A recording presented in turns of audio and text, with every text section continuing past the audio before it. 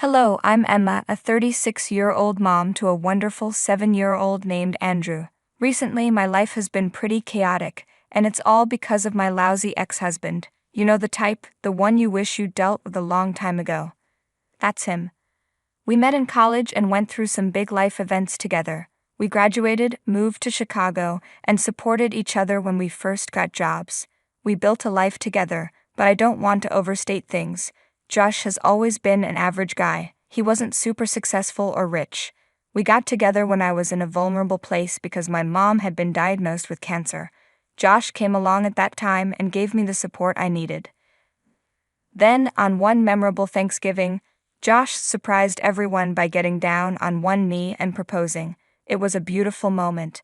I said yes, and we decided to get married. As a wedding gift, my parents gave us a mansion they owned.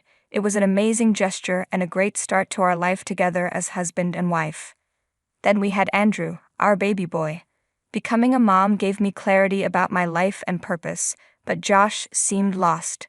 While I thrived in my well-paying job, Josh was struggling. He jumped from one job to another, never staying at one for more than a month. Our relationship hit a rough patch. At first, I thought things would get better, but I noticed subtle changes in Josh's behavior. He seemed unhappy with his financial situation. I earned more than him, which shouldn't have been an issue, but it hurt his ego. One day, I found some clues that suggested Josh was involved in illegal activities. I couldn't confront him directly because I knew he'd feel attacked and get defensive. I knew the company he worked for and was surprised by how much money he seemed to be making.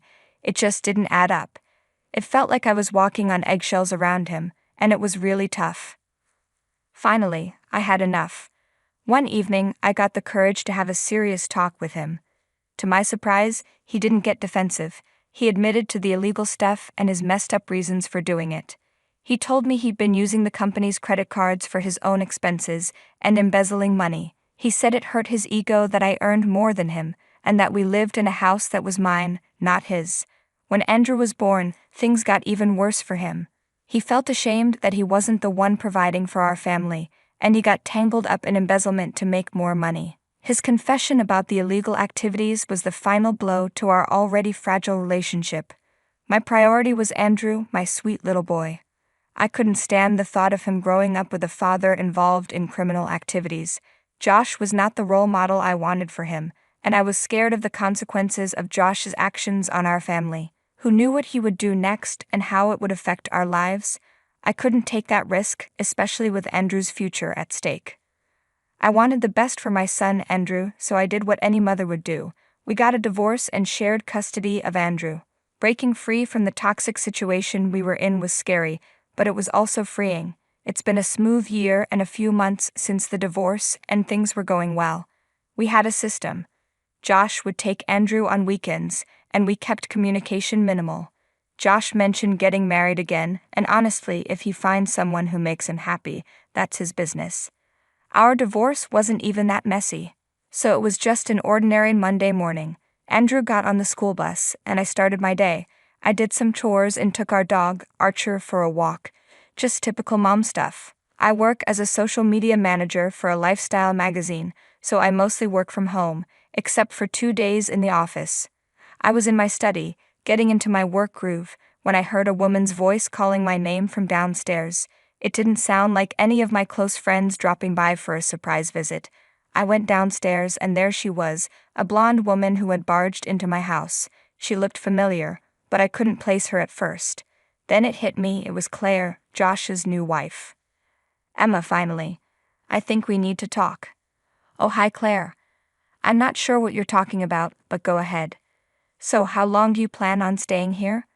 I mean, okay, Josh helped you out at first because you're the mother of his child and because Andrew is with you. But I think it's time you figured out your stuff. It's been months. Hold up. What are you talking about, Claire? I'm just tired of living in a tiny apartment. It's cramped and I couldn't even invite my family and friends over for Christmas. It's really tough to make memories in such a small space. I can see why you and Andrew love it here. It's like a dream home. But the truth is, this place belongs to Josh, and he's been kind enough not to say anything about it. Still, I want a fresh start, a new life right here. I just want us to find a solution that works for everyone. Maybe we could look for a place nearby, somewhere where you and Andrew could still have stability, and I could create a home with Josh. You need to leave. Who told you that, Claire? This house belongs to me. I inherited it from my parents. No need to hide it from me. Josh already told me how you've been spreading rumors that the house is yours and badmouthing him for not being successful. I don't know what's going on between you two, but talking negatively about a guy who's letting you stay under his roof?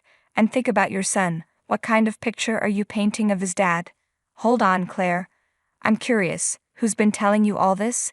Let me set things straight. This house is definitely mine, and honestly, Josh is the last person I want to talk about. But Josh said that he owns this place and that it's his.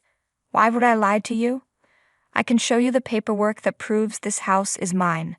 When I got married, my parents gifted me this place and made me the owner. And as for getting my life together, I already have a job that supports me and my son. I don't know what to believe anymore. I was pretty sure Josh had kept Claire in the dark about the house's ownership. Do you have some time, Claire? Yes, I do. Great, let's sit down and have a chat. Can I get you something to drink? Coffee, tea, maybe some water. A cup of tea would be nice. Claire followed me into the living room and sat on the couch. I headed upstairs to find the paperwork, understanding that Claire needed proof, and I couldn't blame her. Who knows how long Josh had been lying to her about the house? After finding the documents, I returned to the living room and handed them to Claire. While she looked through the paperwork, I prepared some hot peppermint tea for us. I'm sorry for blaming you like that, Claire said. It's not an excuse, but you have no idea about the things Josh has been saying about you. What kind of things has he been saying? I asked. All kinds of stuff, Claire replied. He said you were suspicious and crazy during your marriage, and that he had to divorce you because he couldn't handle it anymore. He even pretends to be concerned about Andrew having a mom like you. Josh has been spreading a false story to me and everyone else, claiming that he owns this mansion. According to him, after the divorce, you were struggling and needed time to get back on your feet. As a supposed act of kindness, he offered you this place to stay. He's been boasting about this at dinner parties with his work friends and on vacations with my family. It's like he's turned it into his favorite topic whenever someone mentions you or the divorce. He even said he gave you warning signs, implying that you were clinging to the house. I couldn't believe the rumors Josh had been spreading about me. He was totally trashing my reputation, making it seem like I was a helpless mess after the divorce, relying on his so-called kindness for support. To be honest, I never really doubted Claire for a second. Josh had always been a shady character with his own secrets. The main reason for our separation was because of his involvement in white-collar crimes. Back then, I was still kind of hung up on him, which made me hesitant to expose him. I thought I was in love, but looking back, I definitely made a mistake. I was in a tough spot when it came to Josh. I didn't want him anywhere near our son, but at the same time, I didn't want to see him end up in prison. So I made an excuse about growing out of the relationship and decided to leave quietly. But finding out he's been acting all high and mighty, going around like he's my knight in shining armor, I wasn't going to let that slide. I decided to lay everything out in the open. Claire, there's something you need to know. I'm not sure what Josh told you about why we separated, but I haven't been completely honest with you either. What do you mean, Emma? You see, Josh was involved in embezzlement. Yeah, it was a tough situation. I confronted Josh about his actions, and he finally confessed to using his company's credit card for his own personal use. I was torn between wanting to protect him and feeling the need to do what was right. In the end, I decided not to turn him into the police, but I think he got away with it. Wait, Emma, you're saying Josh, my husband, got tangled up in freaking embezzlement? Seriously. I can't even wrap my head around that. I know, I didn't believe it either. I wanted to protect Andrew from all of this. Josh was still my husband, and I couldn't bring myself to turn him in, but I did what I thought was best for Andrew. I didn't want him to grow up with a father involved in illegal activities. I had to put his safety and future first. Wait, what if he's still pulling off fraud? He never got caught for what he did. If he's not been caught, he's probably still at it. This is blowing my mind. I mean, this is the guy I married. Wow, sorry, I'm just processing all of this. It's a lot to handle. I need to figure out if he's still tangled up in that mess. We can't just let it slide this time. Well, I can think of a plan. Isn't Josh's birthday in 2 weeks? Yes, it is. I've got a genius plan to finally expose him to everyone, Claire. You won't believe the epic idea I've got, so picture this. What if you ask Josh if we could throw his birthday bash at, well, let's just call it his mansion, you know my place. Use all your powers of persuasion until he can't resist saying a big fat yes. We'll invite all his work buddies, basically everyone he's ever met. And then comes the piece de resistance. We'll drop a super special announcement and give him his birthday surprise. Count me in. Take down my number. Claire totally nailed convincing Josh about the big party because when Josh came to pick up Andrew for their weekend together, he asked me about it. Hey Emma, I need to ask you for a favor. Of course, Josh, what is it? Well, Claire wants to throw a big birthday celebration for me, and she wants to invite all my coworkers, her family, and pretty much everyone she knows. The thing is, our place is like a sardine can, and it's just not going to fit all those people, so I was wondering if you'd be willing to let us use your mansion for the party? Andrew would be thrilled about the idea as well. Josh was completely oblivious to the trap we had set for him. Little did he know that he was walking right into our carefully crafted plan. All right, Josh, I'll think about it. The mansion is available, but I'll need to check with work to see if I can get the day off. I'll let you know. Thanks, Emma, Josh said. And there's something else. I know it's a big favor to ask, but could you pretend that the mansion is mine during the party? It would be embarrassing in front of my coworkers and in-laws if they found out I had to borrow your place. I don't want to look like a total loser and maybe let's not tell Claire about it either. Typical Josh. Well, I don't know, Josh. That seems like a pretty huge thing to keep a secret. I'll have to think about it, but I can't guarantee anything. I know, it's a bit of a stretch. But just think about it.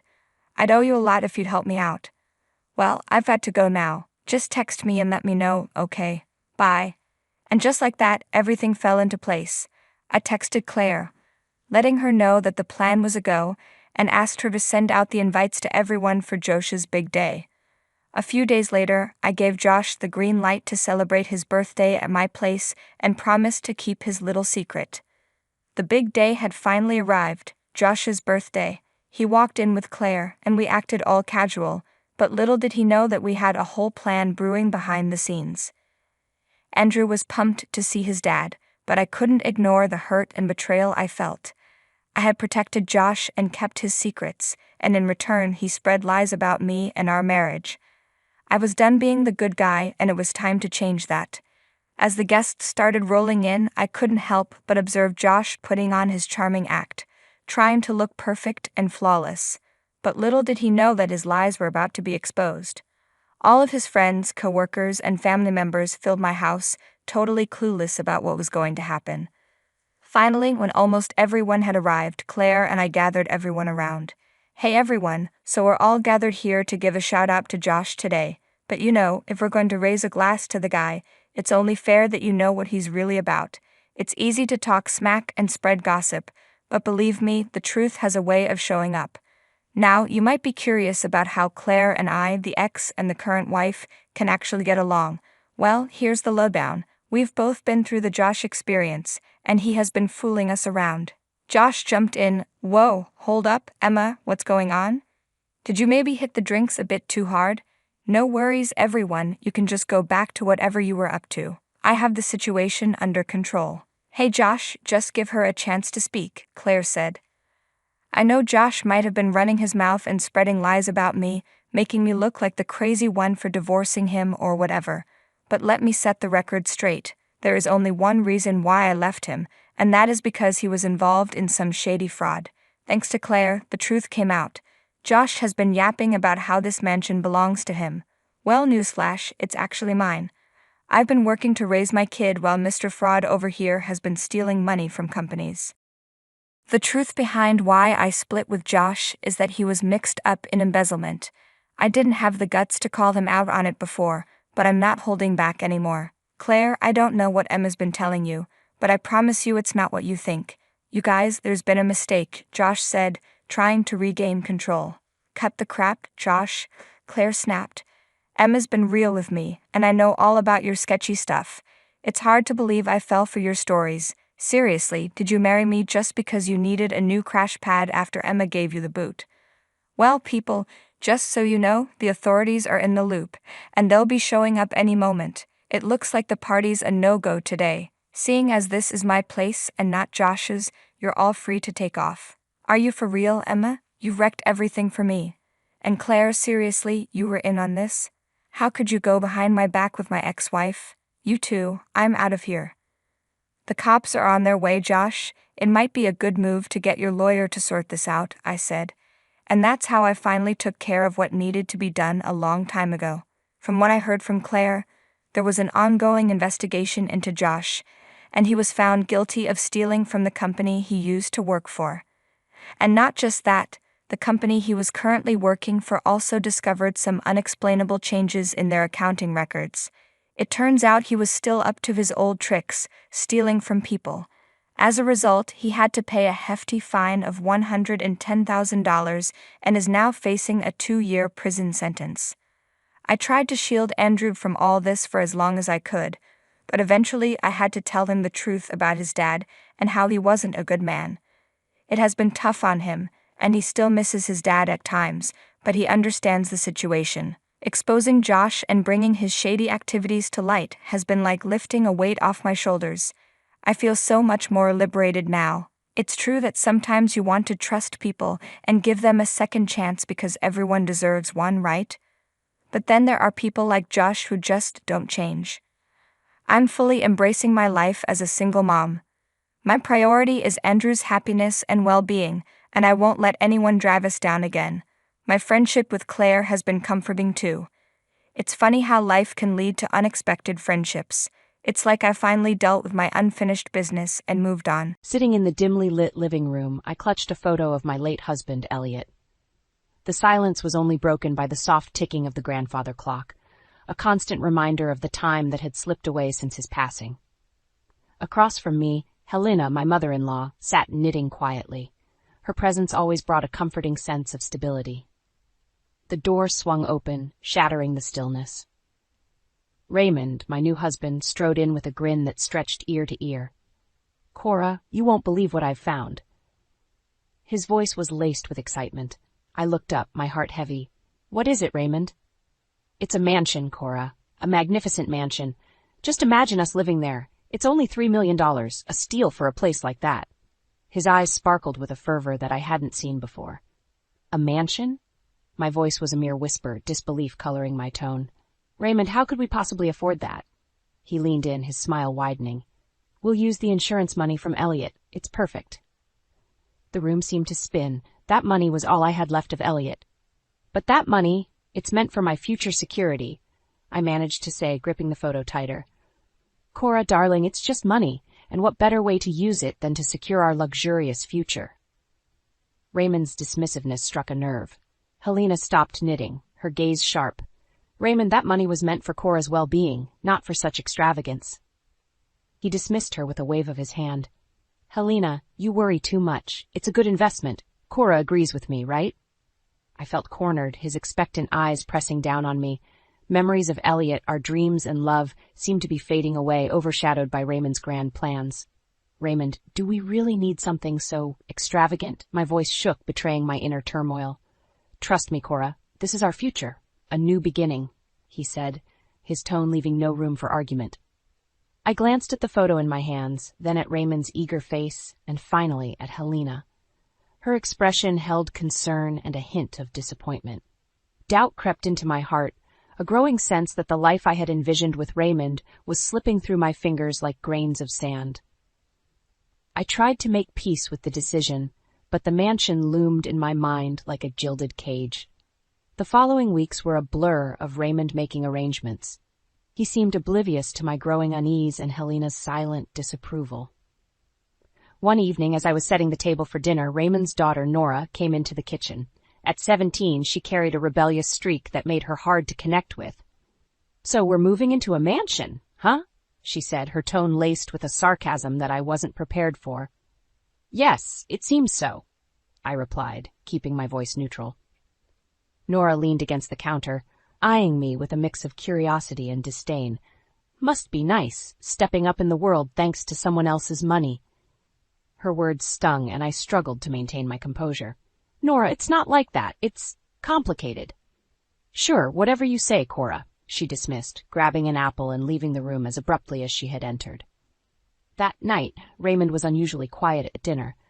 Helena barely spoke, her disapproval of the situation hanging heavily in the air. The tension was palpable. After dinner, Raymond cornered me in the living room. Cora, we need to talk about the house. There are some papers that need your signature. I tensed. Papers? What kind of papers? Just some formalities for the purchase. You know, since it's your money that's paying for it, he said casually. My heart raced. Raymond, I'm not comfortable with this. It's all happening so fast. He frowned, his patience wearing thin. Cora, we've been over this. It's a great opportunity. Don't be so sentimental about the money. But it's not just the money, Raymond. It's what it represents, I protested, my voice rising. He stepped closer, his expression hardening. Cora, you're my wife. It's your duty to support my decisions. We're doing this, and that's final. I recoiled from his words. They felt like a betrayal, a stark reminder of how little he respected me or my feelings. I lay awake that night, staring at the ceiling, feeling trapped in a life that was spiraling out of my control. The day we moved into the mansion was surreal. The grandeur of the place couldn't mask the hollow feeling in my heart. Raymond was like a child, gleaming with pride, while Helena's sadness was palpable, her usual warmth replaced by a cold resignation. I was arranging some books in the living room when Raymond strutted in, his demeanor more arrogant than ever. Cora, now that we're here, there are going to be some changes, he declared, a smug smile playing on his lips. I paused, a sense of dread washing over me. What kind of changes? Well, for starters, I think it's only fitting that you take care of the house. After all, a mansion needs a proper housekeeper, he said, his eyes gleaming with a cruel amusement. I stared at him, disbelief and anger mingling in my chest. You want me to be the housekeeper? In my own home? He laughed, a cold, heartless sound. Your home? No, Cora, this is my house. You're just living in it. And as for being a housekeeper, well, it's not like you have much else to do. I felt a surge of anger. Raymond, I am your wife, not your servant. His expression turned icy. You're whatever I say you are. And right now, I say you're the housekeeper. You should be grateful I'm even allowing you to stay here. Helena, having overheard the conversation, entered the room, her expression a mixture of fury and disbelief. Raymond, you can't be serious. Treating Cora like this, it's inhumane. He turned to Helena, his eyes cold. And you, Helena, I don't even know why you're still here. You're not my family. Frankly, you're just a burden. The words cut through the air like a knife. I could see the pain in Helena's eyes, the insult too much to bear. We were both prisoners in a gilded cage, our dignity stripped away by a man we once trusted. That night, as I lay in bed, the mansion felt more like a tomb. Raymond's true nature had revealed itself, a monster hiding behind a mask of charm. I realized then that I couldn't live like this, not under his control. A plan began to form in my mind, a way to escape this nightmare. Revenge wasn't just a fleeting thought anymore. It was a necessity. The days that followed were a blur of emotional turmoil. Raymond's tyranny over the house grew each day, and his disdain for both Helena and me became more blatant. It was during these dark days that Helena and I found solace in each other's company, plotting our escape from this gilded prison. One evening, as we sat in the dimly lit kitchen, Helena spoke up, her voice steady but filled with resolve. Cora, we can't live like this any longer. We need to leave, to find our own way. I nodded, feeling a spark of hope amidst the despair. I've been thinking the same, Helena, but where would we go? Raymond has control over everything. Helena reached across the table, taking my hand. The insurance money, Cora, we use it to buy a place of our own, a condo, something modest but ours. We leave Raymond and this mansion behind. The idea was daring, almost reckless, but it ignited a fire within me. But the money, it's tied up in this mansion now, I said, the weight of our situation pressing down on me. Helena shook her head. No, my dear, only a portion of it. There's still enough left. We were careful, remember? We can do this. The plan was simple yet bold. We would secretly purchase a condo, a place where we could start anew, free from Raymond's shadow. The thought of taking back control, of reclaiming my life, was exhilarating. Over the next few weeks, we moved cautiously, meeting with real estate agents and lawyers under the guise of mundane errands. Each step we took was a step closer to freedom. The day we signed the papers for the condo was a day of quiet triumph. Raymond, lost in his own egotistical world, remained oblivious to our plans. The night before we were set to leave, I couldn't sleep. The anticipation of a new beginning, mixed with the fear of Raymond's reaction, kept me awake. I knew the confrontation would be inevitable and likely explosive. As dawn broke, I packed my bags, my hands trembling with a mixture of fear and excitement. Helena was already waiting for me, her bags packed, her face determined. "We can do this, Cora. It's time," she said, her voice a mix of courage and defiance. I nodded, taking a deep breath. "Let's go. Let's take back our lives." We left the mansion quietly, slipping away into the early morning light. The future was uncertain, but for the first time in a long time, it was ours to shape. Settling into the condo felt like a breath of fresh air. Helena and I reveled in our newfound freedom, the weight of Raymond's oppression lifting from our shoulders. However, I knew this peace would be short-lived once Raymond discovered our absence. It wasn't long before my phone rang, Raymond's name flashing on the screen. Taking a deep breath, I braced myself and answered. "Where the hell are you?" Raymond's voice was a mix of rage and disbelief. "I've left, Raymond. Helena and I both have." "We're not coming back," I said, my voice steady despite the racing of my heart. "You what? You can't just leave. That house, it's in your name, the bills, everything." His voice was frantic, tinged with panic. "That's no longer my concern. I won't be a part of your twisted game any longer," I replied, feeling a surge of empowerment with each word. "You ungrateful. Do you have any idea what you've done? You'll ruin me." Raymond's voice was rising, his words laced with venom. "That was never my intention, Raymond, but I refuse to be your prisoner, your housekeeper. I deserve better, and so does Helena," I said firmly. There was a pause, and I could almost hear the gears turning in Raymond's mind. "You'll pay for this, Cora. You think you can just walk away? I'll make sure you regret this." I felt a chill at his words, but my resolve was unshaken. "I'm not afraid of you anymore, Raymond. Goodbye." With that, I hung up, cutting off his tirades. In the following days, Raymond's attempts to contact me became more desperate. He left voicemails, each more aggressive than the last, demanding that I return and fix the mess I had left behind. But I was done being his victim. Each message he left only strengthened my resolve. Helena and I started to rebuild our lives, our bond stronger than ever. The news eventually came that Raymond was facing financial ruin. The mansion, with its exorbitant costs, had become his undoing. His social standing crumbled as the truth of his behavior, and our departure became known. I felt a mix of vindication and sadness. Raymond had brought this upon himself, yet I couldn't help but feel a pang of pity. He was a man undone by his own greed and cruelty. But this was his battle to fight, not mine. Helena and I had chosen a different path, one of freedom and dignity. We had escaped the shadow of the mansion, and in its place, we found light. Life in the condo with Helena was serene, a stark contrast to the turmoil we had left behind. Our days were filled with small joys and newfound freedoms. Yet, the shadow of Raymond still lingered in the back of my mind, an uncomfortable reminder of the past. One evening, as Helena and I enjoyed coffee in our cozy living room, my phone rang. Seeing Raymond's name on the screen again made my heart sink. "Hello, Raymond," I said, steeling myself for another barrage of insults. "Cora, please, you have to help me." Raymond's voice was different this time, tinged with desperation. "Help you? Raymond, after everything, why would I ever—" I started, but he cut me off. "The mansion, it's falling apart. I can't afford the upkeep, the taxes. I'm drowning here. I need you to come back. We can start over," he pleaded. Start over? The audacity of his request left me speechless. The man who had tried to reduce me to a housekeeper now wanted salvation from me. "Raymond, I'm not coming back. You made your bed, now lie in it," I said firmly. "But Cora, I'm nothing without you. You don't understand the mess I'm in. Please." His voice cracked, a far cry from the domineering man I once knew. "Raymond, you chose this path. You chose to treat me and Helena like we were disposable.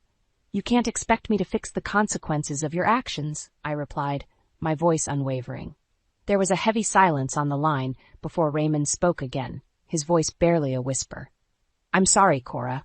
I never meant for things to go this far. I miss you." His words, laden with regret, might have once moved me, but now they only served as a reminder of the pain he had caused. "Goodbye, Raymond," I said, hanging up the phone. Helena, who had been listening, reached over and squeezed my hand. "You did the right thing, Cora. We have each other, and that's all we need." As I looked around our modest condo, I realized she was right. We had escaped Raymond's clutches and found something far more valuable: peace, independence, and a bond that no amount of money could buy. Raymond's downfall was of his own making, a result of his greed and cruelty. It was a harsh lesson in karma, one that he would have to learn on his own. Helena and I turned our gaze towards the future, one filled with hope and free from the shadows of the past. We had each other, and that was more than enough. The moment Elaine, my mother-in-law, walked into the Thanksgiving dinner, her eyes scanning the room like she owned it, I knew trouble was brewing. "How's your mom doing?" she asked, her voice dripping with a feigned concern that couldn't mask the jealousy lurking beneath. As she eagerly suggested a trip to the mountains, blatantly ignoring the gravity of my mother's illness, I realized that this wasn't just about her wanting time with us. It was a twisted game of one-upmanship where her need for attention clashed with our somber reality. Life before September was a quiet stream, flowing undisturbed. My husband Jake and I had carved out a modest life in our bustling city, far from our hometowns. We were content, or so we thought, until the day my phone rang with news that turned our world upside down. "Mom's sick," my brother's voice trembled on the other end. "It's breast cancer, and it's bad." The words hit me like a physical blow. Mom, the invincible matriarch of our family, the woman who had weathered every storm, was now facing her toughest battle. Metastatic breast cancer. The words echoed in my mind, a relentless reminder of the fragility of life.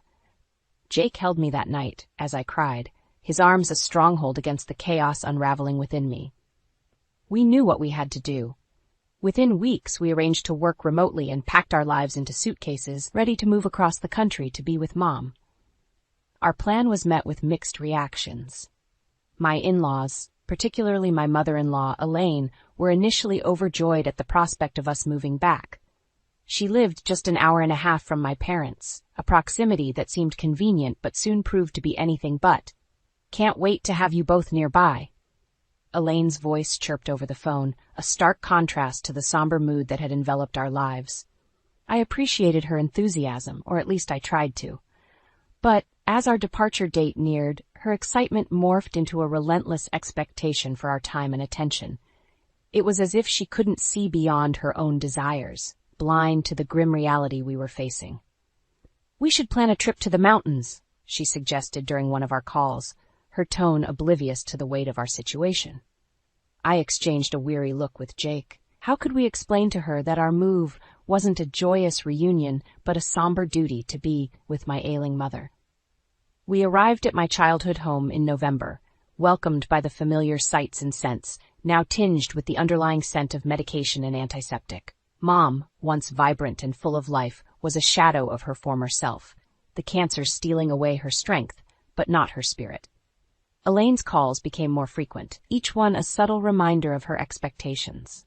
Thanksgiving was approaching, and she had made it clear she expected us to join her. It was a delicate balance, trying to cater to her needs without neglecting my mother. The Thanksgiving dinner was a surreal experience. Elaine, dressed in her festive best, chatted animatedly, occasionally throwing glances at my mother, who sat quietly, conserving her energy. I could feel the tension in the air by an unspoken battle of needs and desires. "How's your mom doing?" Elaine asked, her voice tinged with a curiosity that felt more invasive than empathetic. "She's fighting," I replied, forcing a smile. "We're just taking it one day at a time." "That's the spirit," Elaine said, but her eyes quickly shifted to Jake. "We should definitely plan that mountain trip soon, for some fresh air." I bit back a retort, the words "not now" sitting heavily on my tongue.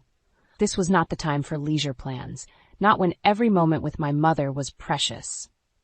That night, as Jake and I lay in my old bedroom, the weight of our situation settled heavily on us. We were caught in a tug of war between duty and obligation, each pull threatening to tear us apart. Your mom doesn't get it, Jake whispered, his voice heavy with fatigue. It's like she's living in a different world. I nodded, the reality of our situation sinking in. We were here for my mother, to support her in her fight against an unrelenting enemy.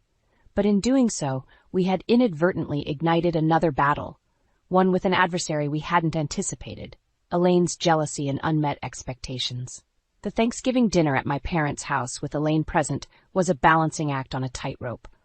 While Mom rested in her chair, conserving her energy, Elaine's presence filled the room like an overzealous perfume. Her laughter was a bit too loud, her stories a bit too long. Jake and I exchanged knowing glances, each trying to mediate the unspoken tension. Elaine's eyes often darted towards my mother, her gaze a mix of curiosity and something I couldn't quite place. Was it envy? Pity? I couldn't tell. Mom, for her part, offered polite smiles, a testament to her enduring grace even in the face of her illness. The real test came when Elaine suggested a post-dinner walk. "A little stroll will do us good," she announced, her voice tinged with an enthusiasm that felt out of place. I hesitated, glancing at Mom. "I think we'll stay in," I said gently. "Mom needs to rest." Elaine's smile faltered for a moment, a flash of disappointment crossing her features before she masked it with a nod. "Of course, dear. Another time, then." As she left with Jake's sister, I couldn't shake off the feeling of guilt. It gnawed at me, the thought that maybe I was being too harsh, too unyielding. But then I looked at Mom. Her face etched with the quiet battle she fought every day, and I knew my loyalty lay with her. The days that followed were a blur of hospital visits, chemotherapy sessions, and quiet evenings at home.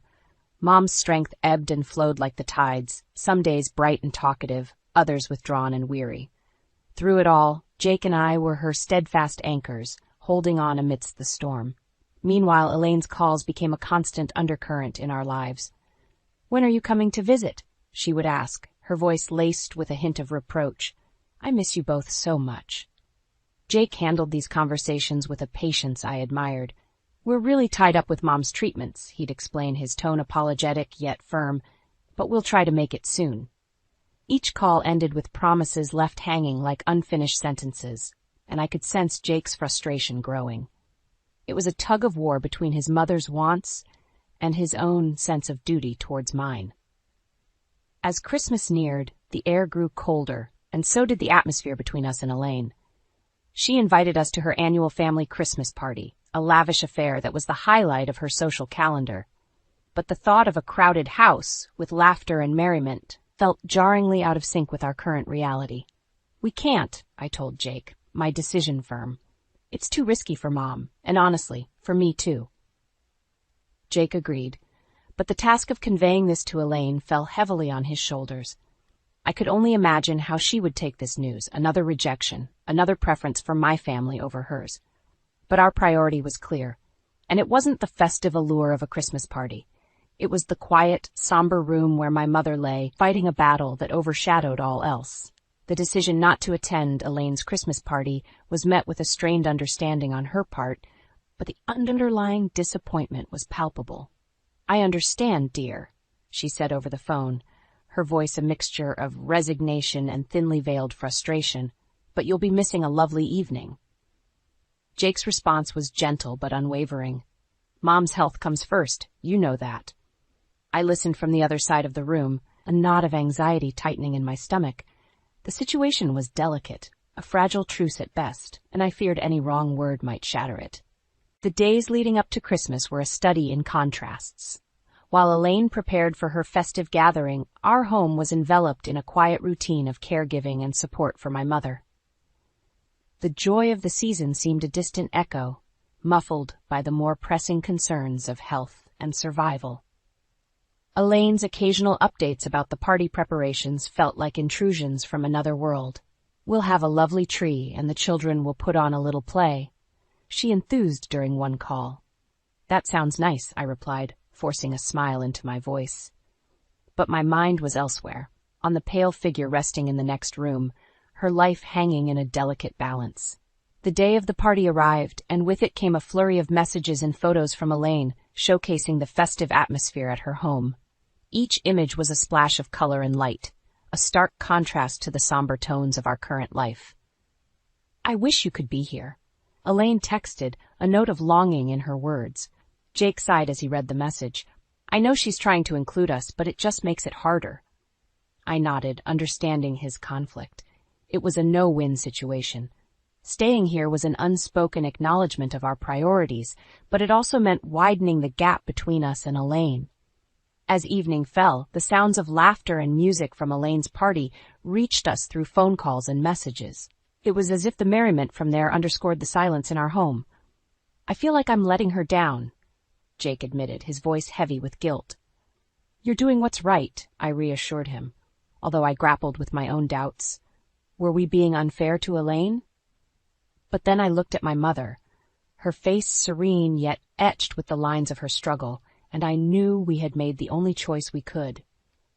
That night, as we sat in the quiet living room, the glow of the Christmas lights seemed dimmer, the festive spirit subdued. Our hearts were with Mom, in this battle that allowed no room for distractions, no matter how well-intentioned they might be. Elaine's world of celebrations and gatherings seemed a universe away, and for now, that was a distance we had to maintain. The aftermath of the Christmas party left a subtle shift in Elaine's attitude towards us. Her calls, once filled with exuberant chatter, now carried a note of coolness, a hint of reproach that lingered like a shadow. The emotional distance was growing, a chasm widened by unspoken grievances and misunderstood intentions. Jake and I found ourselves discussing Elaine more often, trying to navigate this delicate terrain.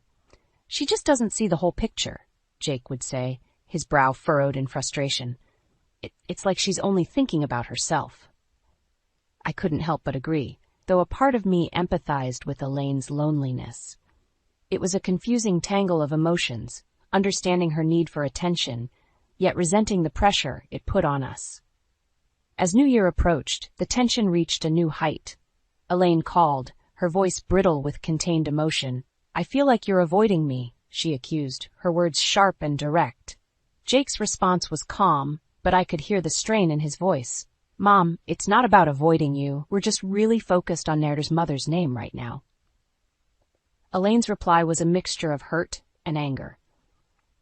You don't think I understand? I'm a mother too, but you're treating me as if I'm not part of this family.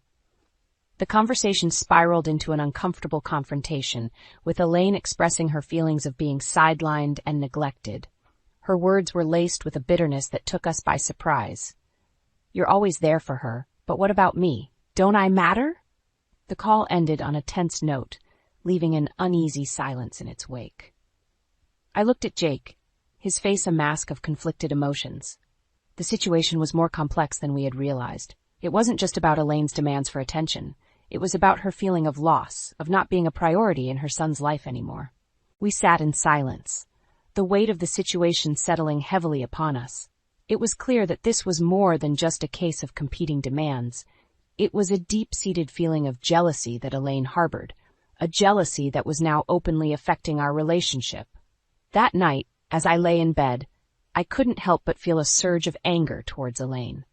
How could she be so self-centered, so blind to what we were going through? But then, in the quiet of the night, a thought struck me.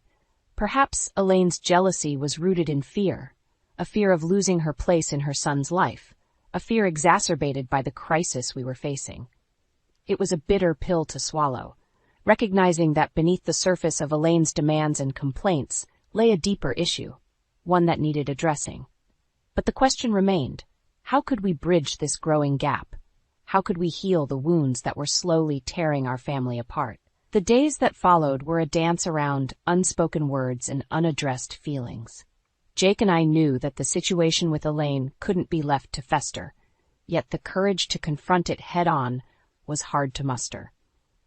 Each of Elaine's calls now felt like walking on a tightrope, balancing between reassurance and honesty, trying not to fall into an abyss of conflict. Finally, one chilly evening, Jake decided it was time to address the elephant in the room. We need to talk to her, face to face, he said, determination lacing his voice. This can't go on like this. I agreed, albeit with a sense of trepidation. The thought of confronting Elaine, of laying bare all the hurt and misunderstandings, was daunting. Yet the need for resolution, for some semblance of peace, was greater.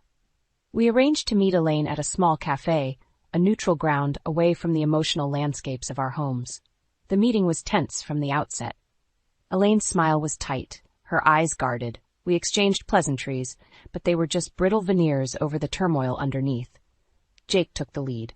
"Mom, we need to talk about what's been going on," he began, his voice steady but gentle. Elaine's facade wavered, her eyes flashing a mix of defensiveness and hurt. "So now you have time for me?" she retorted, the bitterness evident. "We've always had time for you," I interjected, trying to keep my voice even. "But Mom's illness, it's been consuming us." Elaine shook her head, a sigh escaping her. "I understand that she's sick, but what about me? Don't I count for anything?" The conversation unfolded, a raw and honest dialogue that peeled back layers of hurt, assumptions, and unspoken fears. Elaine spoke of feeling abandoned, of fearing that she had lost her place in Jake's life. Jake expressed his struggle to balance his duties, his guilt over not being able to meet everyone's expectations.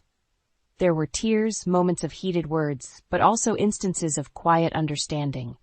It was a cathartic release, an airing of grievances that had long been suppressed. "I just feel so alone," Elaine confessed, her voice cracking with emotion. "Ever since you moved, I feel like I've been losing you." Jake reached across the table, taking his mother's hand. "You're not losing me, Mom, but we have to face what's in front of us right now. Nair's mother's name needs us." As the conversation drew to a close, there was a sense of relief, a lightening of the load we had all been carrying. It wasn't a magical resolution. The issues were too complex for quick fixes. But it was a start, a step towards understanding and healing. We left the cafe with a tentative plan to stay more connected, to include Elaine in our lives in ways that were manageable given our current circumstances. It was a compromise, an acknowledgement of each other's needs and limitations. That night, as I sat beside my mother, holding her frail hand in mine, I felt a sense of peace. The confrontation with Elaine had been difficult, but it had opened a door to empathy and understanding, a path to navigate this challenging journey with a little more grace and a little less burden. In the weeks that followed our meeting with Elaine, a subtle change began to weave through our interactions. The air of tension that once hung between us started to dissipate, replaced by a cautious but growing understanding. We kept Elaine more involved through regular phone calls and occasional visits, ensuring she felt included and valued. Elaine, for her part, seemed to make an effort to understand the gravity of our situation. She started asking more about my mother's health, her voice carrying genuine concern. It was a small but significant shift, indicating a willingness to see beyond her own needs. Jake and I also worked on balancing our time and energy. We realized that while my mother's illness demanded much of us, it was important not to neglect other relationships, especially with Elaine. It was a delicate balancing act, but one we were now more equipped to handle with empathy and understanding. As spring approached, bringing with it a sense of renewal, so too did our family dynamics begin to find a new equilibrium. My mother's health showed small but encouraging signs of improvement, and with it, our spirits lifted. The heavy burden of the past months started to ease, allowing us to breathe a little more freely. Elaine's transformation was perhaps the most remarkable. The jealousy and bitterness that had once clouded her interactions with us slowly faded, revealing a more compassionate and understanding side of her. She even started joining us for quiet afternoons with my mother, bringing with her an air of warmth and positivity. One such afternoon, as we sat in the garden, Elaine reached out to my mother, taking her hand gently. "I'm here for you too," she said softly. The moment was simple yet profound, marking a new chapter in our relationship. Jake and I watched this exchange, a sense of relief and gratitude washing over us. The journey had been long and fraught with challenges, but it had brought us to a place of greater understanding and compassion. As the story of our family unfolded, I realized the power of open communication and empathy. Our confrontation with Elaine had opened a door to healing, not just for our strained relationships, but also within ourselves. It taught us the importance of facing difficulties head-on, of acknowledging and addressing the emotions that drive us. The final chapter of this journey was yet to be written, but as I looked at my family, united in our garden, I felt hopeful. We had navigated the stormy waters of jealousy, illness, and misunderstanding, and had found a way to emerge stronger and more connected. Life, I understood, was a tapestry of complex emotions and experiences. But with love, patience, and a willingness to understand each other's perspectives, we could weave a story of resilience and togetherness. And in that story, we found our strength and our peace. Stepping out of the cab, I took a deep breath, the familiar scent of freshly cut grass and blooming magnolias filling my lungs. The quaint streets of my hometown hadn't changed a bit, but I wasn't the same wide-eyed girl who had left a decade ago, full of dreams and ambition. My heart sank as I approached Aunt Margot's porch. This was supposed to be a temporary refuge, but the words I overheard through the screen door shattered any illusion of a warm welcome. "Can't believe she had the nerve to show up here after everything." Margot's shrill voice carried like nails on a chalkboard. Her mother would be so disappointed. "Don't worry, Mom," Beckett chimed in, his tone laced with poorly concealed glee. "We'll make sure she doesn't overstay her welcome." The screen door creaked open, and Margot's beady eyes locked onto mine. A sickly, sweet smile stretched across her wrinkled face, but the look she gave me could curdle milk. Well, if it isn't the prodigal niece returning. I mustered a polite nod, swallowing the bitter retort on my tongue. "Aunt Margot, thank you for having me." "Don't thank me yet, dear," she sneered, ushering me inside with a bony hand. "You'll be earning your keep around here." Beckett emerged from the living room, his condescending smirk doing little to mask the jealousy that flickered in his eyes whenever he looked at me. "Hey, cuz, long time no see." He pulled me into an unwanted hug, his grip lingering a little too long. "Welcome home." As I followed them into the house that had once been a sanctuary, I couldn't shake the feeling that I had just stepped into a viper's nest. The game had begun, and I was the unwitting pawn in whatever twisted power play Margot and Beckett had concocted. Over the next few days, the tension was palpable. Margot treated me like an inconvenient house guest, piling on chores and deliberately excluding me from family discussions. Beckett, on the other hand, took every opportunity to mock my recent struggles, reveling in my misfortunes with a twisted sense of schadenfreude. "Heard you got canned from that fancy job of yours," he sneered one morning over coffee. "Guess the big city wasn't ready for your talents." I clenched my jaw, determined not to take the bait. It wasn't a good fit. I'm just grateful to have a chance to regroup here. Beckett let out a scornful laugh. "Yeah, good luck with that. This town has a long memory, and you're the black sheep of the family now." His words stung, but I refused to show it. I had come too far to let their petty mind games break me. This was my home, my family, and I wasn't about to let them take that away from me without a fight.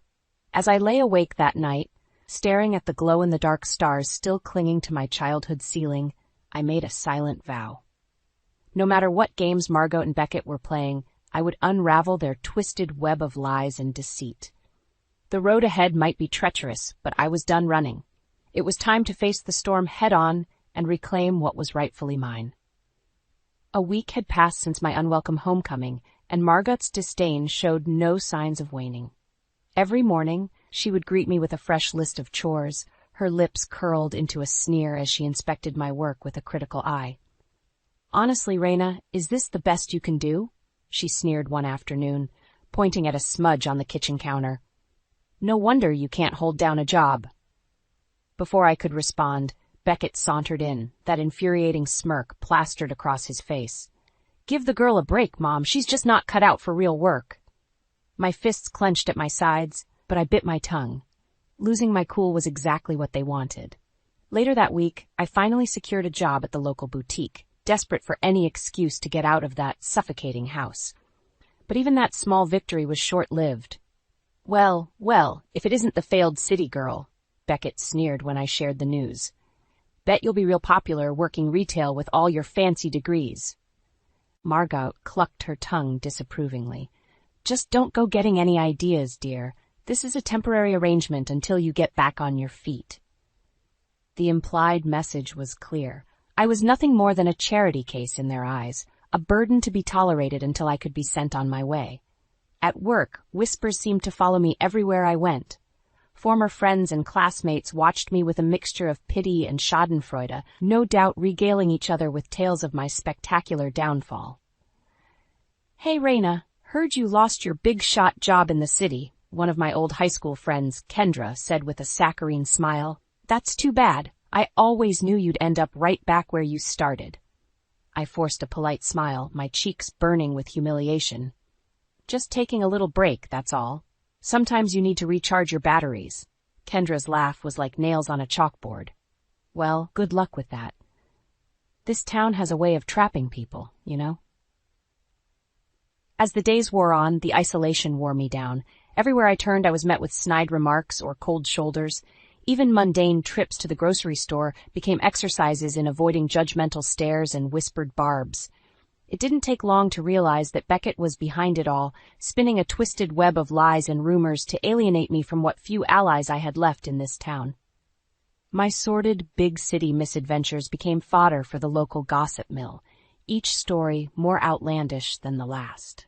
It was clear that Margot and Beckett saw me as an intruder, a threat to be neutralized before I could regain my footing. And as the walls closed in around me, I knew I had two choices: wither away in their poisonous shadow, or fight back with everything I had.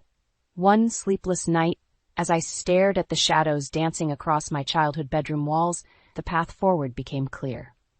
If Margot and Beckett wanted a war, they would get one. It was time to stop playing by their rules and expose their twisted charade for what it truly was. The battle lines had been drawn, and I would show no mercy. "You're selling Grandma's land?" I fought to keep my voice steady, my fingers digging into the worn wood. The property she wanted preserved as a community park? Margot's expression was one of cold indifference. "It's a prime piece of real estate, and we could use the money, unless you'd like to start contributing to this household?" My mouth opened, then closed as 1,000 retorts battled on my tongue. Before I could formulate a response, Beckett swaggered into the room, cutting me off with a condescending laugh. "Why so shocked, cuz? Did you really think that scrap of land was yours?" His eyes glinted with malice. "Face it, you're just a guest here. A guest with no real stake in this family's legacy." White-hot anger flooded my veins as his implication hit home. In their eyes, I was nothing more than a rat scurrying through the walls of their home, to be exterminated or starved out at their whim. "How dare you?" I seethed, rising from my chair. "That land belongs to me as much as—" "Enough!" Margot's voice cracked like a whip, freezing me in place. "I've indulged your delusions long enough, Raina. This is my house, my rules." Her cold stare bored into me, daring me to challenge her authority. For a fleeting moment, I saw the twisted game she was playing, a cruel power trip designed to strip me of any semblance of dignity or autonomy. "I'm giving you a choice," she continued, her tone edged with venom. "You can accept your place as a subordinate under my roof, or you can take your chances out there." A gnarled finger jutted towards the door, the implication clear. Beckett leaned back against the counter, a smug grin plastered on his face as he savored my humiliation. Without uttering a word, he had made his allegiance known. Turn against me or face the consequences. A kaleidoscope of emotions swirled within me: rage, humiliation, desperation. This was supposed to be a sanctuary, a temporary respite where I could regroup and find my footing. Now the walls seemed to be closing in, leaving me cornered by those I should have been able to trust above all others. I opened my mouth, fully prepared to unleash the torrent of pent-up anger and resentment that threatened to consume me from within. But something made me pause, the ember of a newfound determination flickering to life. "Fine," I managed through gritted teeth, reining in my explosive emotions. "You want to play hardball? Game on." Without another word, I turned on my heel and stormed out of the kitchen, my mind already racing with the beginnings of a counterattack. If Margot and Beckett thought they could bully me into submission, they were sorely mistaken. I refused to be the victim any longer. From that moment on, the battle lines were drawn in earnest. I became a silent observer, committing every underhanded comment and manipulative tactic to memory. Slowly but surely, I began assembling the pieces of the puzzle, the true depths of their depravity taking shape. They wanted to strip me of my family legacy? Fine. I would rebuild an empire from the ashes, one that would make the name Mercer something to be feared and respected once again. And when the dust finally settled, there would be a reckoning. That twisted game of theirs was just getting started. In the weeks following Margot's ultimatum, an uneasy truce settled over the household. Beckett continued his petty needling, making snide comments whenever our paths crossed, but I met his barbs with stony silence, refusing to give him the satisfaction of a reaction. "What's the matter, cuz?" he sneered one morning as I grabbed my keys. "City life finally catch up with you?" I brushed past him without a word, his taunts falling on deaf ears. I had bigger fish to fry. My days soon settled into a methodical routine, work at the boutique, followed by clandestine meetings and information gathering. Slowly but surely, I began piecing together the true scope of Beckett's misdeeds in this town. First, there were the underhanded business deals, greasing palms to secure municipal contracts that should have gone to more reputable firms. Then came the whispers of more insidious acts, bribery, extortion, even allegations of fraud. Beckett's been running this town's underbelly for years. An old friend from high school confided over drinks one night. Anybody who gets in his way tends to have some bad luck. My blood ran cold at the implication, but I pressed on, making careful note of every scrap of intel. If I was going to bring these snakes down, I needed an airtight case. As my web of contacts grew, so too did the risks. I soon found myself navigating a minefield of shifting loyalties and interests, never quite sure who could be trusted. "Be careful who you talk to, Raina," Kendra, my coworker, warned after I broached the subject of Beckett's activities. "This town has eyes and ears everywhere. You don't want to end up on the wrong side." Her words struck a nerve, forcing me to confront the harsh reality that I was waging this war on enemy territory. One misstep could unravel everything I'd worked so hard for. But I was committed to seeing this through, no matter the cost. Gradually, the exhaustion of maintaining a double life began to weigh on me. There were nights where I would lie awake, replaying every potentially incriminating interaction in my mind, second-guessing my every move. I knew Beckett was watching, waiting for any sign of weakness to exploit. And Margot, while keeping her distance, radiated a palpable sense of smug superiority that grated on my nerves. It all came to a head one fateful evening over a stilted family dinner. As I picked at the overcooked meatloaf before me, Beckett broke the tense silence with a barrage of snide remarks. "You've been awfully scarce lately, Raina," he said, his voice dripping with false concern. "Not getting into any trouble out there, are you?" Margot pursed her lips, but said nothing, her gaze boring into me with a silent dare to challenge her son's authority. That was the final straw. In a split-second decision, I reached into my purse and retrieved the meticulous file I had compiled, detailed records of Beckett's shady dealings, eyewitness accounts, even grainy photos of him exchanging illicit packages. "You want to know what kind of trouble I've been getting into?" I growled, slamming the dossier onto the table with a resounding thud. "Take a look for yourself." Beckett's cocky smirk faltered as he flipped through the damning evidence. For the first time since my return, I held all the power. "What is this?" Margot hissed, her bony fingers wrapping around the file like talons. My gaze was steely as I leaned back, letting the weight of her son's transgressions sink in.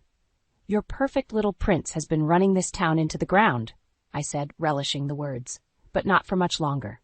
The game was on, and this time I held all the cards.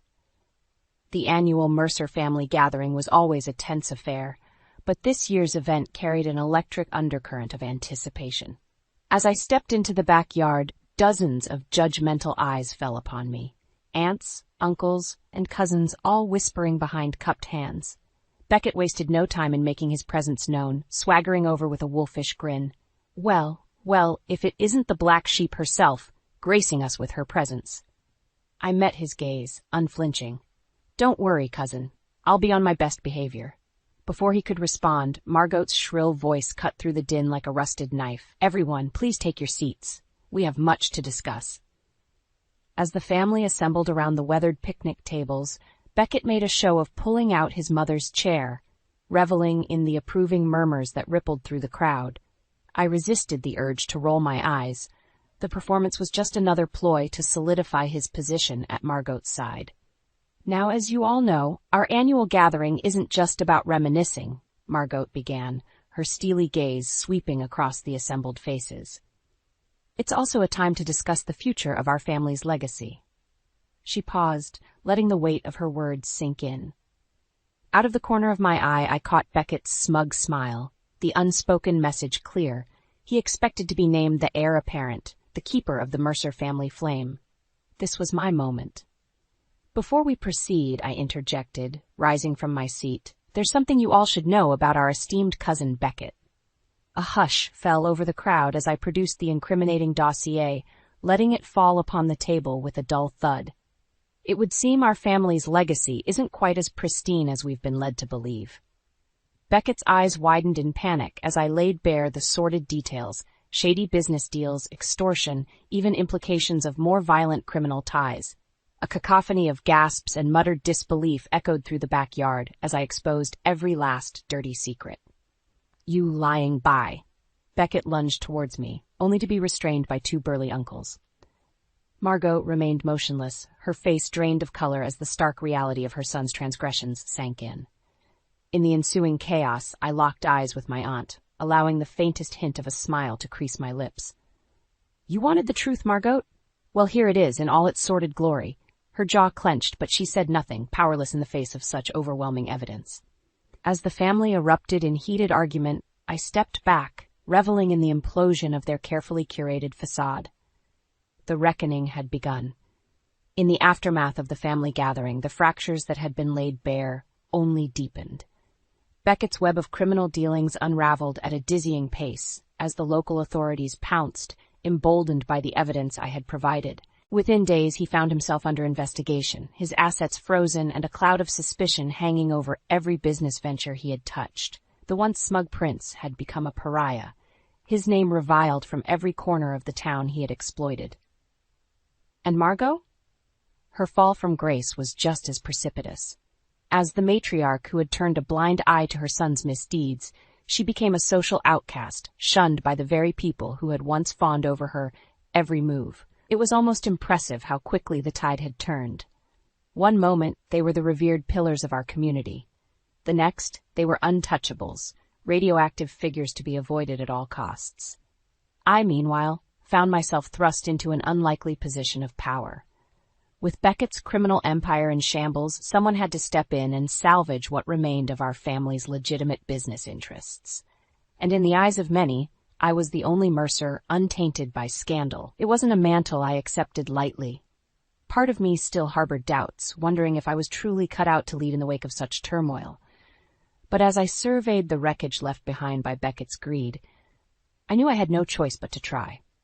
My first order of business was damage control, auditing every deal, every partnership, and severing ties with anyone even remotely connected to Beckett's illegal activities. It was a grueling process, made all the more difficult by the lingering stench of mistrust that permeated every interaction. "How can we be sure you're not just another snake in the grass?" one skeptical investor accused during a tense meeting. "You Mercers have a talent for betrayal, it seems." I bit back the angry retort that danced on my tongue, forcing myself to remain composed. "I'm well aware of the challenges ahead, but I'm committed to righting the wrongs of the past. This family's legacy deserves better." It was a hard-fought battle, but slowly, brick by brick, I began rebuilding our reputation from the ashes. Shady deals were terminated, criminal associates were cut loose, and a new culture of transparency took root. All the while, Margot remained conspicuously absent, holed up in her dilapidated home like a wounded animal. Part of me wondered if she would ever emerge, or if the humiliation of her son's downfall had finally broken her indomitable spirit. That question was answered one dreary afternoon when I returned home from the office to find her skeletal figure hunched on my doorstep, eyes downcast. I don't know what to say," she murmured as I approached, her voice a ragged whisper of its former authoritative tone. Part of me wanted to revel in her suffering, to exact the ultimate revenge for all the pain and anguish she had inflicted. But as I studied her shrunken form, something cold and hard twisted in my gut. Pity. With a resigned sigh, I unlocked the door, holding it open in silent invitation. Margot looked up at me, her eyes glistening with unshed tears of shame and relief. The battle had been won, but the war was far from over. With Beckett disgraced and facing potential criminal charges, I turned my attention to the next battle, securing my rightful inheritance. Grandma's cherished plot of land, the one Margot had so casually tried to sell off, would be the first step in restoring the Mercer family legacy. But negotiating with my aunt in the wake of her son's downfall proved to be a delicate dance. "I don't know what you want from me," Margot muttered, slumped in the chair across from my desk like a broken marionette. "You've taken everything else." I fought back the urge to roll my eyes at her melodramatics. "Don't play the victim, Margot. This is about making things right." Her gaze hardened, a flicker of her old defiance shining through. "By taking that land, ripping away the last scrap of dignity I have left?" "It was never yours to sell in the first place," I countered, sliding a sheaf of documents across the desk. "Grandma's will clearly states that the property belongs to me upon her passing." Margot's bony fingers trembled as she flipped through the pages, the damning legal language staring back at her. For a fleeting moment, I almost felt a pang of pity for the broken woman before me. Almost. "You can't do this," she whispered, desperation creeping into her voice. "That land is all I have left." I leaned back, fixing her with a level stare.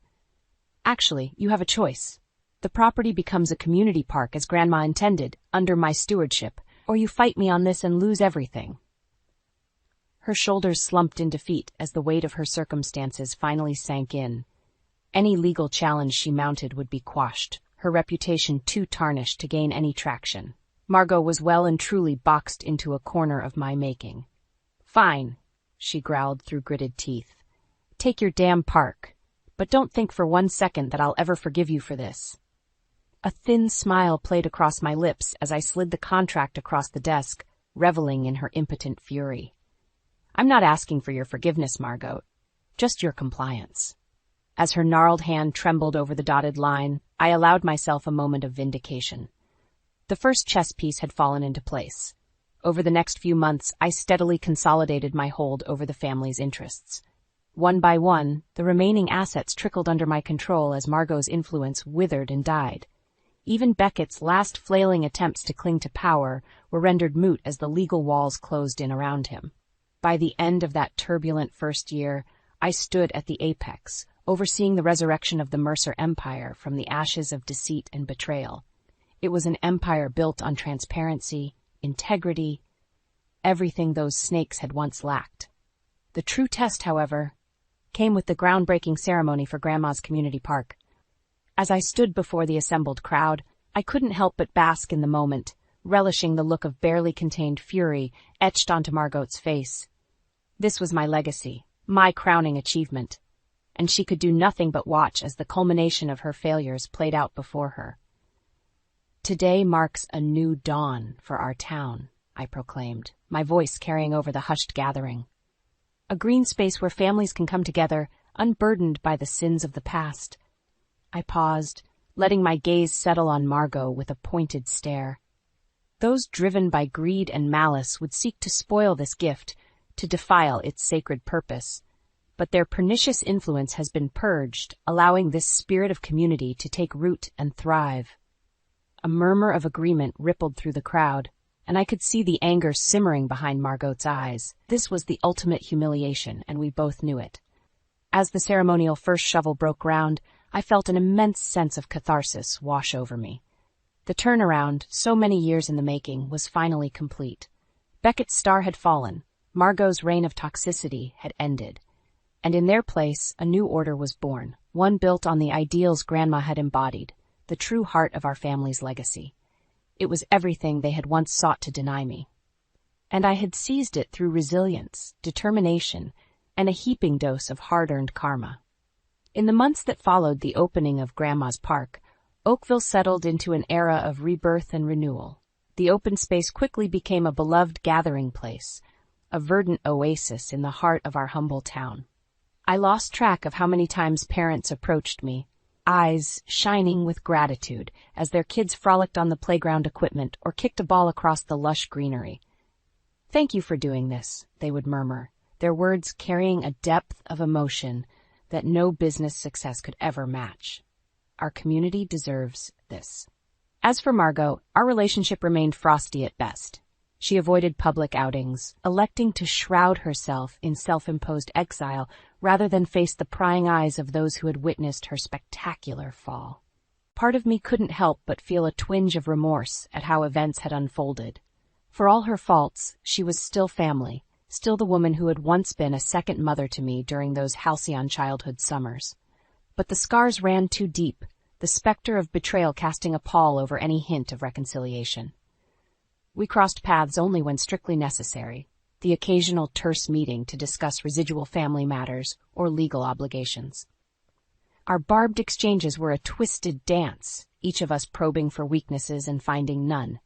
At least that's how it was, until the day she showed up unannounced on my front step.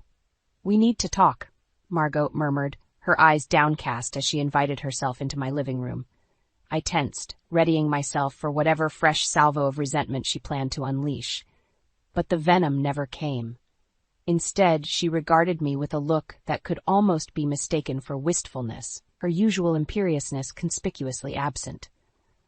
"I did some thinking while I was away," she began, worrying her hands in her lap, "about the path that led us here, the choices I made that put my priorities in the wrong place."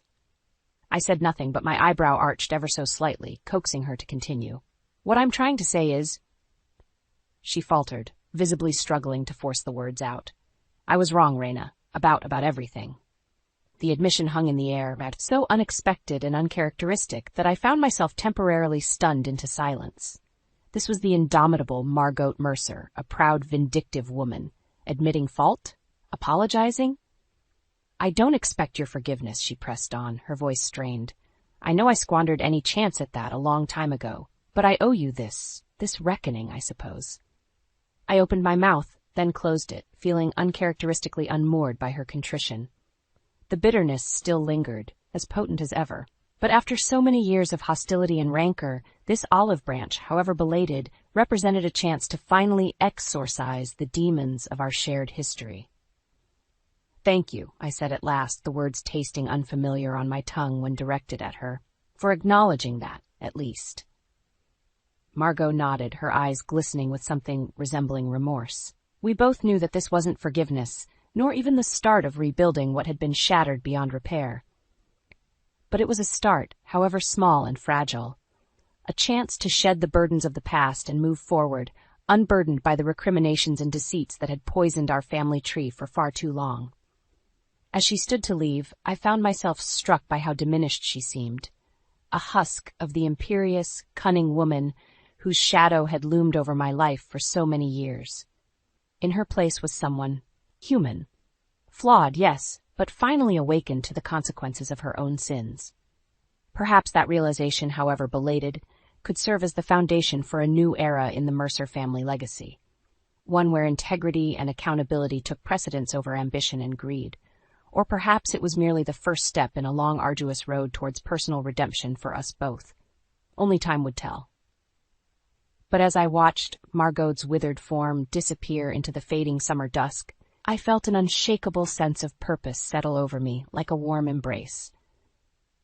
The storm had passed, the monsters had been vanquished, and in their wake the path towards healing, for me, for this town, for the rightful legacy we all deserved, could finally begin. I stood in the sunlit foyer of the luxurious house, my mind racing with doubts. Nathan, my husband of 2 years, was adamant we could afford this $1.5 million property, assured by my father, Harold's promise to help with the down payment. "This place is incredible, Clara. Imagine us hosting dinners here, or the kids playing in that huge garden," Nathan said, his eyes gleaming not with joy but greed. A knot formed in my stomach. "Nathan, even with Dad's help, this is too much. We should be looking at something we can afford on our own." Nathan's face darkened momentarily before he masked it with a smile that didn't quite reach his eyes. "But sweetheart, your dad said he would help, right? It's practically a gift." As we wandered through the house, Nathan chatted excitedly about rooms that seemed too grand for our needs. I couldn't shake the feeling that we were stepping into a future we couldn't afford, based not only on financial debt, but also on the moral debt we'd owe to my father. The real estate agent had been distant, letting Nathan lead our tour, but then suddenly, as Nathan stepped out to admire the garden once more, The agent grabbed my arm and pulled me aside into a smaller room, closing the door behind us with a firm click. I was startled. "What are you doing?" "I'm sorry for the abruptness, but there's something you need to know." His face was serious, eyes locking onto mine with an intensity that made my heart race. "Your husband, you need to get away from him as soon as possible." "Excuse me. What are you talking about?" I tried to keep my voice steady, but it trembled despite my efforts. "I know it sounds crazy, but I have a friend who runs a bar on the Las Vegas Strip. Your husband, he's involved in illegal drug trafficking. They caught him just yesterday. I wouldn't be telling you this if I wasn't absolutely sure." My world seemed to tilt on its axis. "No, that can't be, Nathan. My Nathan." He nodded solemnly. "I'm afraid so. Look, doing this could get me in a lot of trouble, but I felt you should know." I felt like collapsing right there. The luxurious surroundings felt suffocating now, mocking me and my ignorance. Why? Why would he do something like that? Tears blurred my vision, but I blinked them away, refusing to give in to the despair encroaching upon the edges of my heart. "I can't pretend to know his reasons, but for your safety, you should leave him. I can help you if you need it." I shook my head, pulling away from his grasp. "No, I need to think." Stumbling out of the room, I barely registered the house around me. Nathan's figure appeared at the end of the hallway, his smile bright as he caught sight of me. "There you are. Did you see the walk-in closet? It's as big as our bedroom now." His cheerfulness, once endearing, now felt like a veneer over a rotting core. My heart ached as the man I loved, the man I thought I knew, seemed like a stranger before me. "Yes, it's lovely," I managed to say, my voice void of emotion. On our ride home, Nathan chatted nonstop about the house, oblivious to the storm raging inside me. With each word he spoke, I felt more detached, more resolved. The revelation had not only exposed Nathan's deceit, but had also unveiled a path I knew I had to take. I would leave Nathan, but not quietly, not without ensuring he faced the consequences of his actions. The challenge now was gathering the evidence and strength I needed to divorce such a man. Unbeknownst to Nathan, the facade of our marital bliss was about to crumble, and I would be the architect of his undoing. Months before the discovery, I remember Nathan casually proposing over dinner, not with a ring or a bended knee, but with a financial plan that involved my father's wealth. "You know, Clara, if we got married, your dad could help us out with the down payment for a house. It's a win-win for everyone," Nathan said, his fork paused midair. I remember staring at him, stunned. Is that your way of proposing to me?" The disappointment in my voice was unmistakable. Nathan seemed to realize his blunder and quickly tried to backpedal. No, of course not, babe. I mean, I do want to marry you, absolutely. But you know, the financials are important too, right?" The conversation left a sour taste in my mouth, yet the idea of marriage, of committing to a life with Nathan, overshadowed my concerns. I was in love, and perhaps I reasoned Nathan was just being pragmatic. We began house hunting soon after, but Nathan's criteria were clear, only listings above $1 million. "Clara, with your dad's help, we can afford these places. Think about the future, our kids," Nathan reasoned every time I objected. "But isn't it presumptuous to expect so much from my dad?" I protested, feeling uncomfortable with Nathan's entitlement to my father's hard-earned wealth. "Presumptuous? Clara, your dad loves you. He wants the best for us. Plus, when he's gone, all of this," he gestured vaguely around us, "will be yours anyway. We're just getting a head start." I bit my lip, troubled by Nathan's callousness, but again I rationalized it away. He was thinking about our future, wasn't he? Or was I just blinded by love? As the wedding approached, my doubts grew, but they were whispers against the louder voices telling me I was making the right choice. I brushed them aside, focusing instead on the beautiful ceremony and the promise of a shared life ahead. That life began to lose its sheen quickly after the vows. Nathan's nights out became more frequent, his dismissals of my concerns more curt.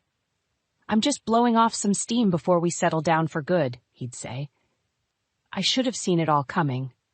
The late nights, the casual cruelties, the entitlement to my family's money, it was all building up to a revelation that would shatter the facade of our marriage. The warning signs were there, painted in bold strokes I chose to ignore. The night after the house viewing, lying next to Nathan, I felt the distance between us stretch into an unbridgeable chasm. His breaths were even and calm, but mine were ragged, uneven with the weight of my realization. I had married a stranger, a man who wooed me not with love but with calculative designs on my family's wealth.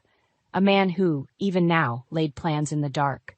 The urge to wake him, to confront him with accusations and demand answers, was strong. But the logical part of my brain held back, knowing I needed a plan, evidence, and an exit strategy. For all his faults, Nathan was not a fool. He would deny, redirect, and if pushed into a corner, he might grow dangerous. The real estate agent's warning rang true, and I knew I had to tread carefully. As I lay in the dark, plotting my next moves, a sense of clarity settled over me. Nathan's deception had unwittingly gifted me a purpose: to expose him and ensure he couldn't harm anyone else. The path before me was fraught with danger and heartache, but I was determined. Nathan would be exposed for who he truly was, and I would be the one to bring him down. It was a cold comfort, but it steeled my resolve as I planned my next steps in the early hours of the morning. The days following the house viewing were filled with tension. I trod carefully, pretending to be the dutiful wife, while secretly gathering evidence of Nathan's illicit activities. One evening, as we sat down for dinner, I decided to gently probe, seeking cracks in Nathan's facade. "Nathan, have you thought more about the houses we saw? Maybe we should consider something less extravagant." Nathan, fork midair, paused and eyed me with a hint of suspicion. "Why? Your dad is helping us out, right? We should aim high while we have the chance." I pressed on, concealing my growing disgust. "But shouldn't we live within our means? It's not just about a house, Nathan. It's about being responsible, about not taking advantage of my father's generosity." For a moment, a flash of anger crossed Nathan's face, quickly replaced by a sickeningly sweet smile. "Clara, honey, I'm just thinking about our future, about our kids. Don't you want the best for them?" "Of course, I do," I retorted, my voice steady despite the turmoil inside, but not at the cost of our integrity. Nathan laughed, a sound that once warmed my heart but now chilled me to the bone. "Integrity won't put a roof over our heads or pay for our kids' schooling. Sometimes we have to be practical." The conversation was going nowhere, and I felt a deep sense of alienation. The man sitting across from me, sharing my table, my home, was a stranger. Days turned into weeks, and my discreet inquiries bore fruit. A contact of the real estate agent, willing to share information anonymously, confirmed my worst fears. Nathan was indeed involved in drug trafficking, using his late-night escapades as cover for his dealings. Armed with this information, I wrestled with my next steps. Confronting Nathan outright was risky without having a solid exit plan. But dancing around the truth, living a lie, was suffocating. I decided it was time to take action. While Nathan was out on one of his mysterious errands, I copied his phone logs and text messages. The evidence was damning. Conversations arranging meets, cryptic references to deliveries. It was all there. That night, as I lay next to him, pretending to sleep, I felt a resolve hardening within me. Nathan's breaths, once comforting in their regularity, now sounded like the ticking of a time bomb. The man I married, the man I thought I knew, was a criminal, and I could no longer turn a blind eye. The following day, while Nathan was at work, I made my move. I contacted a lawyer, laying out my situation and the evidence I had gathered. The shock and disappointment in the lawyer's voice were palpable, but so was their determination to help me. "I understand you're going through a lot, Clara, but you're making the right decision coming forward," the lawyer assured me.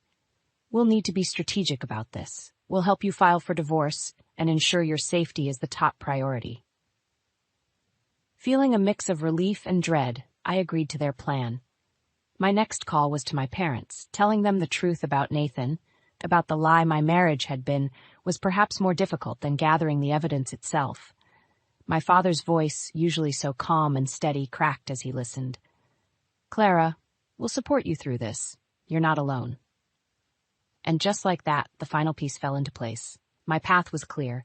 Nathan's deceit would be exposed, and I would be free from his lies. The road ahead would be difficult, fraught with legal battles and emotional turmoil, but I was ready. Nathan's time was up, and the justice he so richly deserved was finally within reach. No more lies, no more deceit.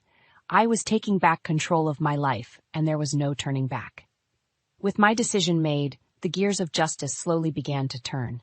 My conversations with the lawyer became a daily routine, each call a step closer to my liberation from Nathan's deceit. My parents offered unwavering support, their home now my refuge, as I navigated this tumultuous chapter. It wasn't long before Nathan noticed the shift in my demeanor. One evening, as he prepared for yet another business meeting, he cornered me in the kitchen, his usual charm tainted with a hint of desperation. "Clara, darling, you've been distant lately. Is everything okay?" His tone was laced with faux concern, but his eyes scanned my face, searching for weaknesses. I met his gaze, my resolve steeling me against his manipulative tactics. "I've been doing some thinking, Nathan. About us, our marriage, your late nights." Nathan chuckled, a sound void of genuine amusement. "My late nights? Clara, you know how demanding my job is, but hey, it's all for our future, right?" I couldn't help but marvel at his audacity, his ability to lie so effortlessly. "Is that what you call it? Work?" I let the accusation hang in the air, a challenge he wasn't expecting. Nathan's facade cracked, his smile faltering. "What are you implying, Clara? That I'm doing something untoward?" His attempt to regain control was evident, the charm replaced by a thinly veiled threat. "I don't need to imply anything, Nathan. I know." The room charged with tension, my words a declaration of war. For a moment, Nathan was silent, his mind racing to calculate his next move. Then, with a sneer, he leaned in, his voice a venomous whisper. "And what do you know, my dear wife, that I'm working hard to provide for us? Or has your paranoia gotten the better of you?" His attempt to belittle my concerns, to paint me as irrational, ignited a fire within me. "No, Nathan, I know about the drugs, the trafficking. I know about your business meetings, and I'm putting an end to it." Nathan's reaction was immediate and chilling. His usual mask of charm and confidence shattered, replaced by raw anger. "You have no idea what you're talking about. You're going to ruin everything over some baseless accusations?" The man before me was no longer the Nathan I married, but a stranger driven by greed and deception. "The only thing being ruined is your illusion, Nathan. I'm filing for divorce, and I'm going to the police with what I know." The mention of the police seemed to strike a nerve. Nathan's posture stiffened, his anger giving way to panic. "You wouldn't dare," he hissed, the threat clear in his voice. "You have no proof." But I did, and I was ready to use it. "I have more than enough proof, Nathan. And soon, everyone will know exactly who and what you are." Realizing his predicament, Nathan's demeanor shifted once more, this time to desperation. "Clara, please. We can sort this out. Don't do something you'll regret." Looking into his eyes, I saw not the man I loved, but a coward, a criminal. "It's too late for regrets, Nathan. You made your choice, and now I've made mine." As I walked away, leaving Nathan to stew in his fear and anger, I felt a weight lifting off my shoulders. The battle ahead would be long and arduous, but for the first time in a long while, I saw a glimmer of hope on the horizon. Nathan's empire of lies was about to crumble, and I would be the one to bring it down. In the days that followed my confrontation with Nathan, I moved quickly, my every action meticulous and deliberate. My lawyer filed the divorce papers, and I gave my statement to the police. Striding out of the precinct, a surreal calm enveloped me. I had punctured the bubble of our pretense marriage, exposing the murky waters beneath. Now it was a matter of waiting, watching the ripples extend outward, disturbing Nathan's carefully crafted lies. When the police took Nathan in for questioning, the reality of his situation seemed to crash down on him. I wasn't there, but my lawyer, acting as a tireless advocate, relayed Nathan's flurry of calls and messages. He oscillated between begging for my forgiveness and vehemently proclaiming his innocence. It was a pathetic display, one that hardened my resolve further. "I can't believe he's still trying to manipulate you, even now," my lawyer remarked during one of our strategy meetings. I merely nodded, my focus unwavering. "He's afraid. He knows he's trapped, and like any cornered animal, he's lashing out. But it won't change anything. The truth is out." The lawsuit unveiled more than I had anticipated. Nathan's affairs were a tangled web of deceit, involving not just drug trafficking, but money laundering and bribery. With each revelation, I felt vindicated in my decision, though the weight of his betrayal was immense. Our day in court arrived, a culmination of weeks of preparation.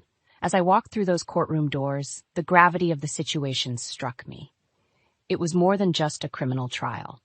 It was a public reckoning, a forum where Nathan's facade would be utterly dismantled. Nathan, looking markedly diminished in his prison attire, wouldn't meet my gaze. During the proceedings, as evidence of his crimes was laid bare, his posture slumped further, the reality of his imminent incarceration settling in. After what felt like an eternity, the jury returned with their verdict, guilty on all counts.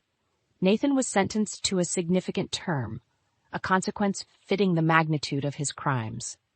"You've shown incredible strength throughout this ordeal, Clara," my lawyer said as we exited the courtroom, the weight of months lifted off my shoulders. I allowed myself a small, bitter smile. Strength born of necessity. But it's over now. It's time to rebuild.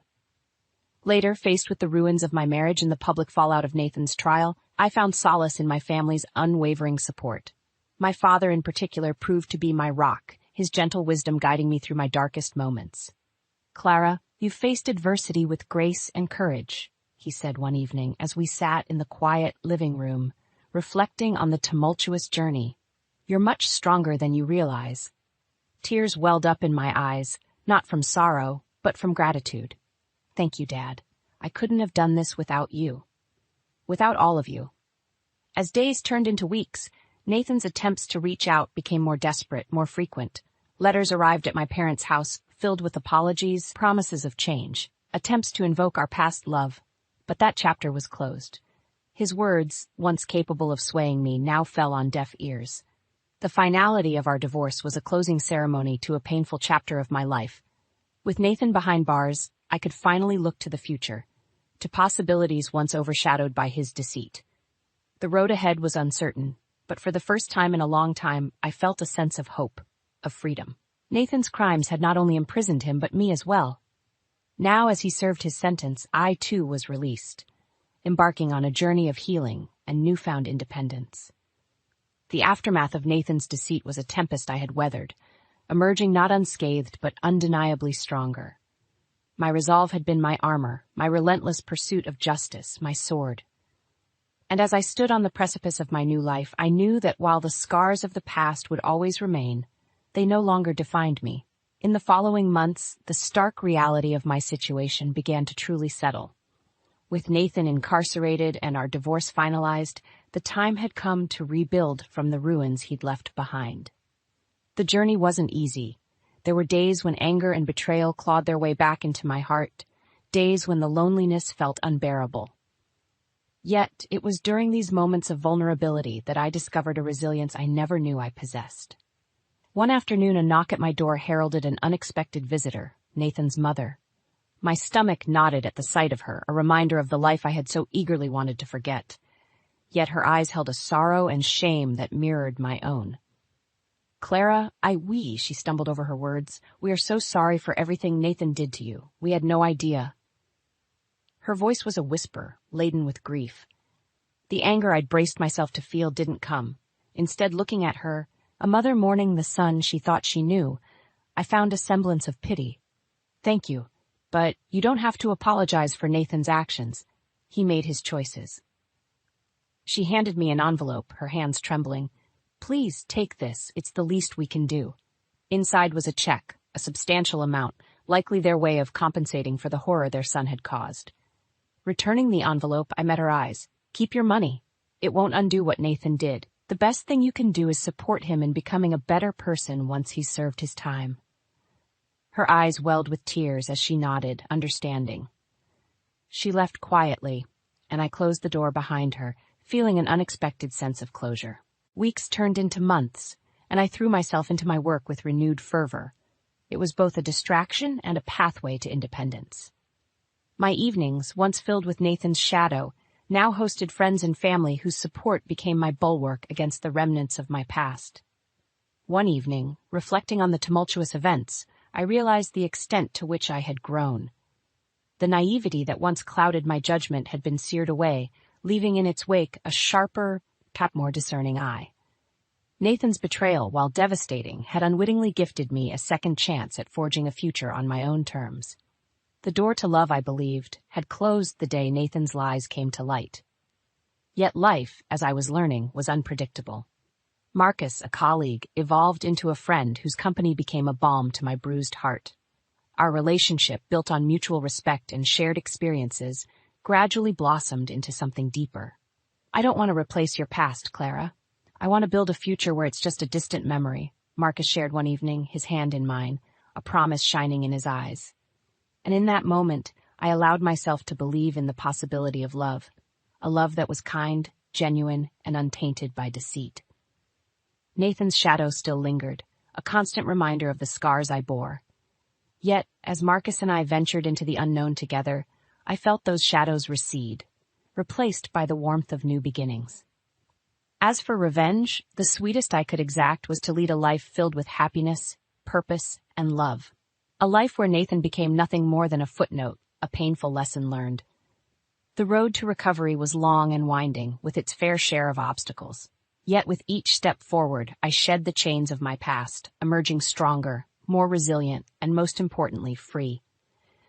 Nathan had sought to define me with his deceit, but in the end, I defined myself through my strength, my will to overcome, and my capacity to love again. My journey wasn't without its nightmares. Dreams where Nathan's voice echoed, taunting, filled my sleep on more nights than I cared to admit. It was during those nights that the reality of my newfound strength was tested, a stark reminder of the darkness I had successfully navigated. But as dawn broke, dispelling the shadows of my fears, I was greeted with the light of my reality, a life rebuilt from the ashes, with Marcus by my side, an unwavering beacon of support and love. Time marched on, healing the wounds Nathan had inflicted. His name, once a constant echo of betrayal, faded into the background, a distant memory that no longer possessed the power to hurt. My work flourished, as did my relationship with Marcus, each day a testament to the resilience of the human spirit. It was a crisp autumn morning when the past decided to resurface. Nathan, having served a portion of his sentence, had been released on good behavior, a fact I came to know through an unexpected letter that found its way to me. His words, penned with an air of desperation and remorse, sought forgiveness, a plea for understanding and absolution. Clara, I understand if my words bring pain, but please know I am deeply sorry for the heartache I caused. Prison has given me a lot of time to think, to regret, and to hope for a chance to make amends. The letter read. The trembling of my hands ceased as I read on. His words, designed to evoke sympathy, sparked a different reaction within me, a realization of just how far I had come and how little his apologies meant now. Marcus found me at the kitchen table, the letter discarded beside me. "What's wrong?" he asked, concern etched on his face as he took in my troubled expression. "It's Nathan," I began, my voice steady. "He's out and he's apologizing." Handing him the letter, I watched as Marcus's eyes skimmed the contents, his jaw setting in a firm line. "He has some nerve," Marcus muttered, his protective instinct flaring. "Are you okay?" I nodded, a sense of peace settling over me. "I am." His words, they don't have power over me anymore. I've moved on, more than I thought possible. Marcus enveloped me in his arms, a bastion of comfort and strength. That's all I needed to hear. In that embrace, I felt the final tether to my past dissolve, the final act of Nathan's drama concluding without aplomb. I had transcended the role of the victim, emerging as the author of my own story, one where happiness was not just a fleeting chapter but the theme. As autumn gave way to winter and winter to spring, the life Marcus and I built together flourished. In our home, laughter replaced the silence, and love filled the spaces once clouded by deceit. Nathan's attempt at reconciliation became nothing more than a footnote, a last desperate grasp at a life he had irrevocably shattered. Karma, it seemed, had indeed realized itself, not through vengeance or retribution, but through the serene acceptance of the past and the embracement of a future unwritten. Nathan's downfall was not my revenge, my happiness was. And as Marcus and I stood together, looking out at the life we had crafted, it was clear the best revenge was, in fact, living well. Our journey hadn't been easy, fraught with pain and heartache, but standing on the other side, I knew with resolute certainty we had triumphed. With a devious smile, I disabled the security system at Nathan and Elise's house. A simple trip under the guise of a neighborly visit, yet harboring sinister intentions. I let myself in, relishing the opportunity to unravel the peace in their perfect little world. "Arya, what a surprise!" Elise greeted me, her smile tightening ever so slightly. "Hello, dear," I replied, feigning warmth. "I was in the neighborhood and thought I'd drop by." Nathan emerged, his brow furrowed as he sensed the tension in Elise's voice. "Everything okay?" "Of course," I assured him, patting his arm in mock affection. "Just catching up with my daughter."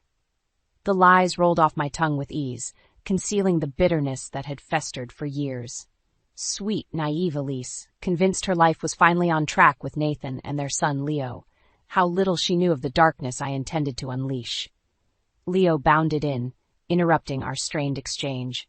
"Grandma!" he exclaimed, running into my embrace. I held him tightly, a twisted sense of love mingling with my resentment. This innocent child would soon bear witness to the consequences of his father's hubris. "Why don't we have some lemonade?" Elise suggested, her voice strained. As we settled in the living room, I surveyed their modest abode, a far cry from the opulence I had envisioned for my daughter, all because of Nathan and his feeble aspirations. "So, how's the business going?" I inquired, a serpent smile playing on my lips. Nathan's expression darkened. "We've hit a few snags, but nothing we can't overcome." "I'm sure," I replied, my tone dripping with false concern. "You know, there are always alternative routes to financial stability." Elise tensed, recognizing the familiar glint in my eye. "Mother, please don't start." "I'm simply offering my guidance, dear," I countered, feigning innocence. "After all, a little darkness might light up the truth." Nathan frowned, oblivious to the underlying threat in my words. Elise, however, paled, her eyes pleading for me to stop. But I had no intention of relenting, not until I had torn down the illusion of happiness they clung to so desperately. "Arya, I think it's best if you leave," Nathan stated firmly, his patience wearing thin. I rose, my smile unwavering. Of course, I wouldn't dream of overstaying my welcome. As I stepped out, I cast one final glance at the fractured family, reveling in the knowledge that this was merely the beginning. The darkness I had unleashed would consume them, and Elise would have no choice but to return to my embrace. A sinister chuckle escaped my lips as I whispered, "Let the games begin." In the weeks that followed my visit, cracks began to show in Nathan and Elise's once perfect life. A few anonymous calls questioning the integrity of Nathan's business partner were all it took to plant the seeds of doubt. "This is the third complaint this month," Nathan grumbled, tossing the phone aside in frustration. "What's going on?" Elise frowned, her brow furrowed with concern. "Derek wouldn't do anything underhanded. You've known him for years." "I thought so too, but these allegations—" Nathan trailed off, running his hands through his hair.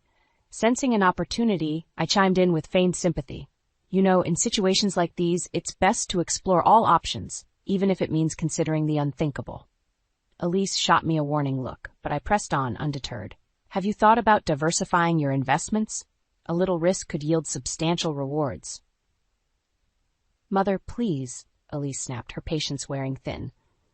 "We're not going to jeopardize our financial security on some harebrained scheme." But the seed of doubt had been planted, and I could see the gears turning in Nathan's mind. A few days later, my phone rang with the call I'd been anticipating. "Arya, it's me." Nathan's voice crackled through the line. "I need your advice on something." I suppressed a triumphant smile. "Of course, dear. What seems to be the trouble?" Nathan hesitated, his words laced with uncertainty. "It's about the business. With all these rumors surrounding Derek, I've been thinking about protecting our assets." "A wise decision," I assured him, my tone dripping with false concern. "In times like these, diversification is key." Thus began my careful manipulation, steering Nathan towards increasingly risky financial ventures under the guise of securing his family's future. All the while, I fanned the flames of suspicion surrounding Derek, driving a wedge between him and my naive daughter. "He's been acting strange lately," I whispered to Elise one day, my voice laced with faux worry. "Secretive phone calls, unexplained absences. I'm just concerned for you and Leo." Elise's eyes widened, and I could see the doubt taking root. "You don't think—" "I'm not accusing anyone, dear," I backpedaled, feigning innocence. "But it's better to be cautious, isn't it?" As the tensions in their household escalated, fueled by my carefully orchestrated lies, I reveled in the unfolding drama. Elise found herself torn between her loyalty to her husband and the societal pressure to trust her mother's guidance. "I don't know what to believe anymore," she confided in me one day, her eyes glistening with unshed tears. Seizing the opportunity, I pulled her into a comforting embrace, whispering words of reassurance that only served to deepen her confusion. With each passing day, the rift between Nathan and Elise grew wider, their once strong bond fraying under the weight of my manipulation. Soon I knew the fragile threads holding their family together would snap, and Elise would have no choice but to turn to me for guidance. The thought filled me with a twisted sense of satisfaction. My revenge was unfolding perfectly, and the darkness I had unleashed would consume them all. The weeks dragged on, and the tension in Nathan and Elise's household was palpable. My carefully orchestrated lies had taken root, driving a wedge between them that grew deeper with each passing day. "I don't know what to believe anymore," Elise confided in me one evening, her eyes rimmed with exhaustion. "The business is suffering, and Nathan is convinced Derek is behind it all." I clucked my tongue in feigned sympathy, fighting back a triumphant smile.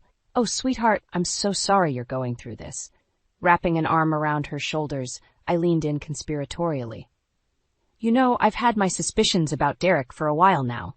Elise's eyes widened, and I could see the doubt taking root. "What do you mean?" "Well, it's just little things," I began, my voice laced with careful manipulation.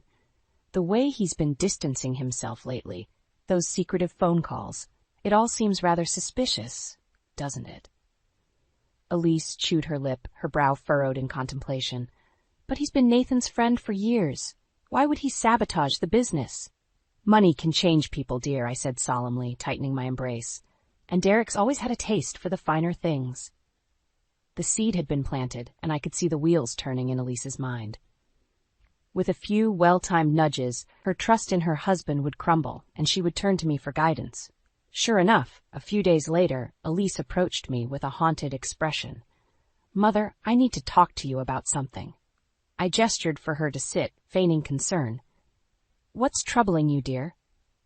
Elise took a deep breath, her words tumbling out in a rush. "I confronted Derek about the rumors, and he completely lost it. He started ranting about how ungrateful Nathan is and how he deserves a bigger cut of the profits." I gasped, my eyes widening in mock horror. "Oh, Elise, that's terrible. You must be so shaken." Pulling her into a tight embrace, I whispered soothingly, "Don't worry, sweetheart. I'm here for you." As Elise clung to me, her shoulders shaking with barely suppressed sobs, I fought back a twisted grin. The web of lies I had woven was tightening around them, and soon they would all be ensnared in my trap. In the days that followed, the tension between Nathan and Derek escalated, fueled by Elise's accusations and my carefully planted insinuations. Tempers flared, and harsh words were exchanged, culminating in a public confrontation that threatened to tear their partnership apart. "You're making a huge mistake, Nathan," Derek snarled, his face flushed with anger. "Elise is the one you should be questioning, not me." Nathan's jaw clenched, his eyes flickering towards Elise, who stood by my side, her expression a mix of guilt and uncertainty. "Don't listen to him, dear," I murmured, squeezing her hand reassuringly. "He's just trying to deflect blame." As the two men traded heated accusations, each convinced of the other's betrayal, I couldn't help but revel in the chaos I had created. The once unbreakable bond between them was shattering before my very eyes, and Elise was caught in the crossfire, torn between her loyalty to her husband and the societal pressure to trust her mother's guidance. When the dust settled, Nathan stormed off, his face contorted with rage and hurt, leaving Elise to seek solace in my embrace once more. "Oh, sweetheart," I cooed, stroking her hair as she wept. "I'm so sorry you had to go through that." But deep down, a twisted sense of satisfaction unfurled within me. The seeds of doubt and mistrust I had sown were bearing bitter fruit, and soon the darkness I had unleashed would consume them all. With each tear that fell, Elise inched closer to the abyss I had so carefully constructed, and I reveled in the knowledge that my revenge was finally within reach. The aftermath of the confrontation between Nathan and Derek was like a wildfire, consuming everything in its path. The once strong bonds that held their family together were reduced to smoldering embers, fragile and easily scattered by the slightest breeze. "I can't believe you would accuse Derek like that," Nathan spat, his eyes blazing with hurt and betrayal. "After everything we've been through together." Elise flinched, her gaze flickering towards me, seeking guidance in the chaos I had so carefully orchestrated. "Nathan, please," she pleaded, her voice trembling. "You have to understand I was only trying to protect us." "By believing the lies your mother has been feeding you?" Nathan shook his head, his jaw clenched in barely restrained anger. "I thought we were a team, Elise. I thought we trusted each other." I fought back a twisted smile, reveling in the fractures I had created within their once perfect union. Elise's eyes glistened with unshed tears as she turned to me, silently begging for reassurance. "Don't listen to him, sweetheart," I murmured, wrapping my arm around her shoulders in a show of maternal support. "He's just lashing out because the truth hurts." Nathan's gaze hardened, his eyes flickering between us with a mixture of hurt and disbelief. "You know what? I can't do this right now. I need some space." Before Elise could respond, he had grabbed his keys and stormed out, the door slamming behind him with a resounding finality. Elise crumpled against me, her body racked with sobs as the weight of the situation finally crashed down upon her. "What have I done, Mother? Our family is falling apart." "Shh, sweetheart," I soothed, stroking her hair with a tenderness that belied the twisted satisfaction coiling within me. "This isn't your fault. Nathan is the one who chose to walk away." As Elise clung to me, seeking comfort in the very source of her turmoil, I couldn't help but revel in the darkness I had unleashed. The once unbreakable bonds that held their family together were fraying, and soon they would unravel completely, leaving Elise with no choice but to turn to me for guidance. In the days that followed, the tension in their household was palpable, a heavy silence, punctuated by the occasional heated exchange. Leo, their young son, found himself caught in the crossfire, his innocent eyes wide with confusion and fear. "Why is Daddy so angry?"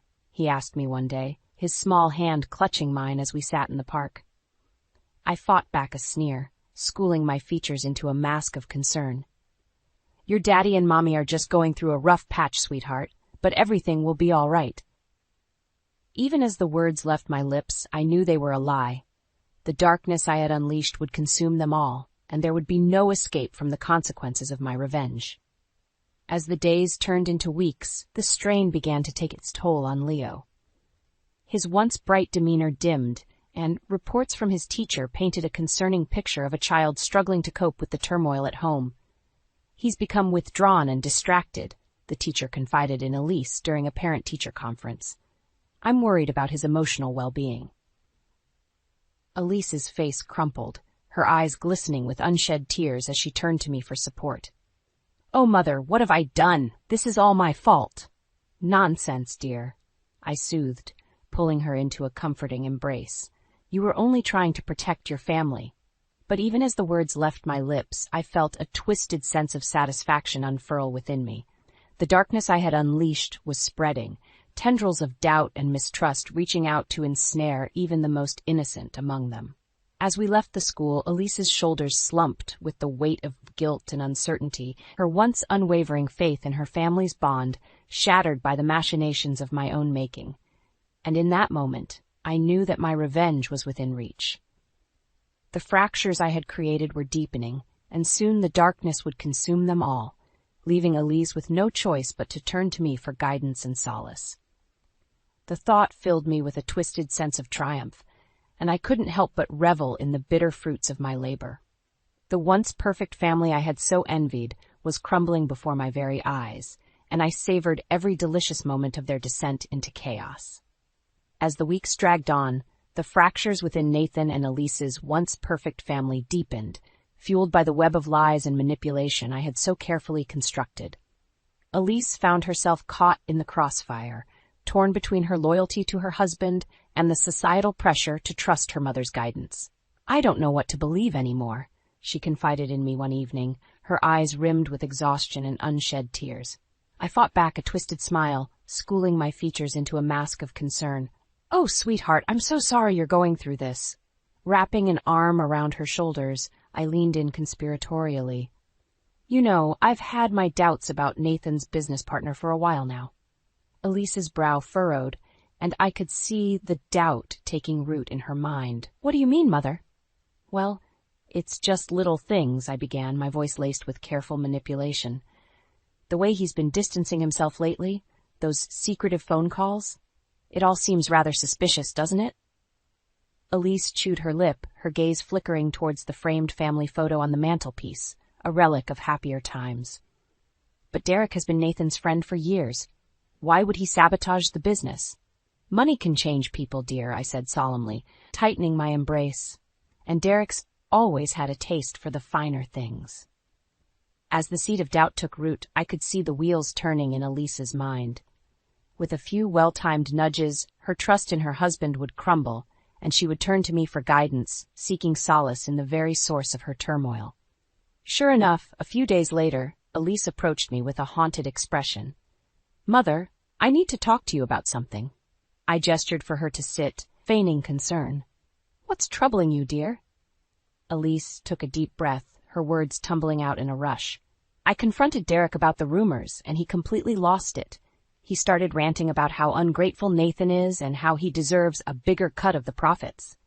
I gasped, my eyes widening in mock horror. "Oh, Elise, that's terrible. You must be so shaken." Pulling her into a tight embrace, I whispered soothingly, "Don't worry, sweetheart. I'm here for you." As Elise clung to me, her shoulders shaking with barely suppressed sobs, I fought back a twisted grin. The web of lies I had woven was tightening around them, and soon they would all be ensnared in my trap. However, even as I reveled in the chaos I had created, a small part of me couldn't help but wonder if I had taken things too far. Elise's anguish was palpable, and the pain etched on her face tugged at the fringes of my conscience, a reminder of the bond we once shared. But those fleeting moments of doubt were quickly overshadowed by the burning desire for revenge that consumed me. Nathan had taken my daughter from me, robbing me of the control and influence I had once wielded over her life.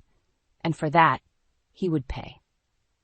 As the days passed, Elise's suspicions towards her husband deepened, fueled by my carefully planted insinuations and the whispers of doubt that had taken root in her mind. She began to question every move Nathan made, every decision he took, until the once unbreakable trust between them lay shattered at our feet. "I can't do this anymore, Mother," she confided in me one evening, her voice trembling with anguish. "I feel like I don't even know my own husband anymore." Seizing the opportunity, I pulled her into a comforting embrace, whispering words of reassurance that only served to deepen her confusion. "It's going to be all right, sweetheart. I'm here for you no matter what." But even as the words left my lips, I couldn't deny the twisted sense of satisfaction that unfurled within me. The darkness I had unleashed was spreading, tendrils of doubt and mistrust reaching out to ensnare even the strongest of bonds. And in that moment, I knew that my revenge was within reach. The fractures I had created were deepening, and soon the darkness would consume them all, leaving Elise with no choice but to turn to me for guidance and solace. The thought filled me with a twisted sense of triumph, and I couldn't help but revel in the bitter fruits of my labor. The once perfect family I had so envied was crumbling before my very eyes, and I savored every delicious moment of their descent into chaos. Little did I know, however, that the very darkness I had unleashed would soon come back to haunt me, casting its shadow over my own life in ways I could never have foreseen. As the weeks dragged on, the fractures within Nathan and Elise's once perfect family deepened, fueled by the web of lies and manipulation I had so carefully constructed. Little did I know, however, that the very darkness I had unleashed would soon come back to haunt me, casting its shadow over my own life in ways I could never have foreseen. It all began with a single phone call, the shrill ring piercing the silence of my living room like a knife. "Hello?" I answered, my voice laced with a false sweetness that had become second nature.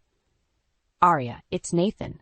His tone was clipped, devoid of the warmth I had grown accustomed to hearing. "We need to talk." A frisson of unease rippled through me, but I quickly schooled my features into a mask of concern. "Of course, dear. What seems to be the trouble?" There was a pause, and when Nathan spoke again, his words were laced with a steely resolve that sent a chill down my spine. "I know what you've been doing, Arya. The lies, the manipulation. It all stops now." My breath caught in my throat, but I quickly rallied, feigning innocence. "I'm afraid I don't know what you're talking about." "Don't play dumb with me," Nathan snapped, his voice rising in anger. "You've been sabotaging my business, spreading rumors about Derek, poisoning Elise's mind against me, all because you can't stand to see her happy without your control. I opened my mouth to protest, but Nathan plowed on, his words hitting me like a physical blow. Well, it ends here, Arya. I've gathered enough evidence to expose your actions to the world, and I won't rest until you face the consequences of what you've done.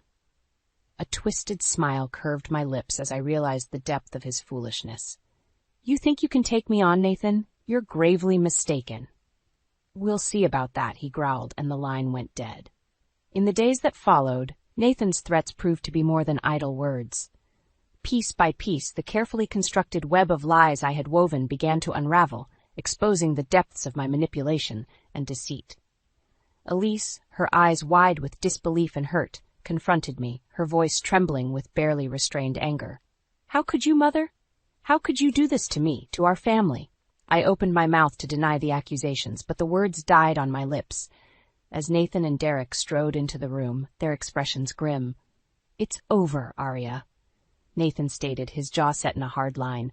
We have all the evidence we need to expose your actions to the world. In that moment, the gravity of my actions crashed down upon me, and I felt a strange sense of resignation wash over me. The darkness I had unleashed had consumed me, leaving me vulnerable and exposed. You'll never understand, I spat, my voice dripping with venom. You took my daughter away from me, Nathan. You robbed me of the control and influence I once had over her life. Elise recoiled as if struck, her eyes glistening with unshed tears.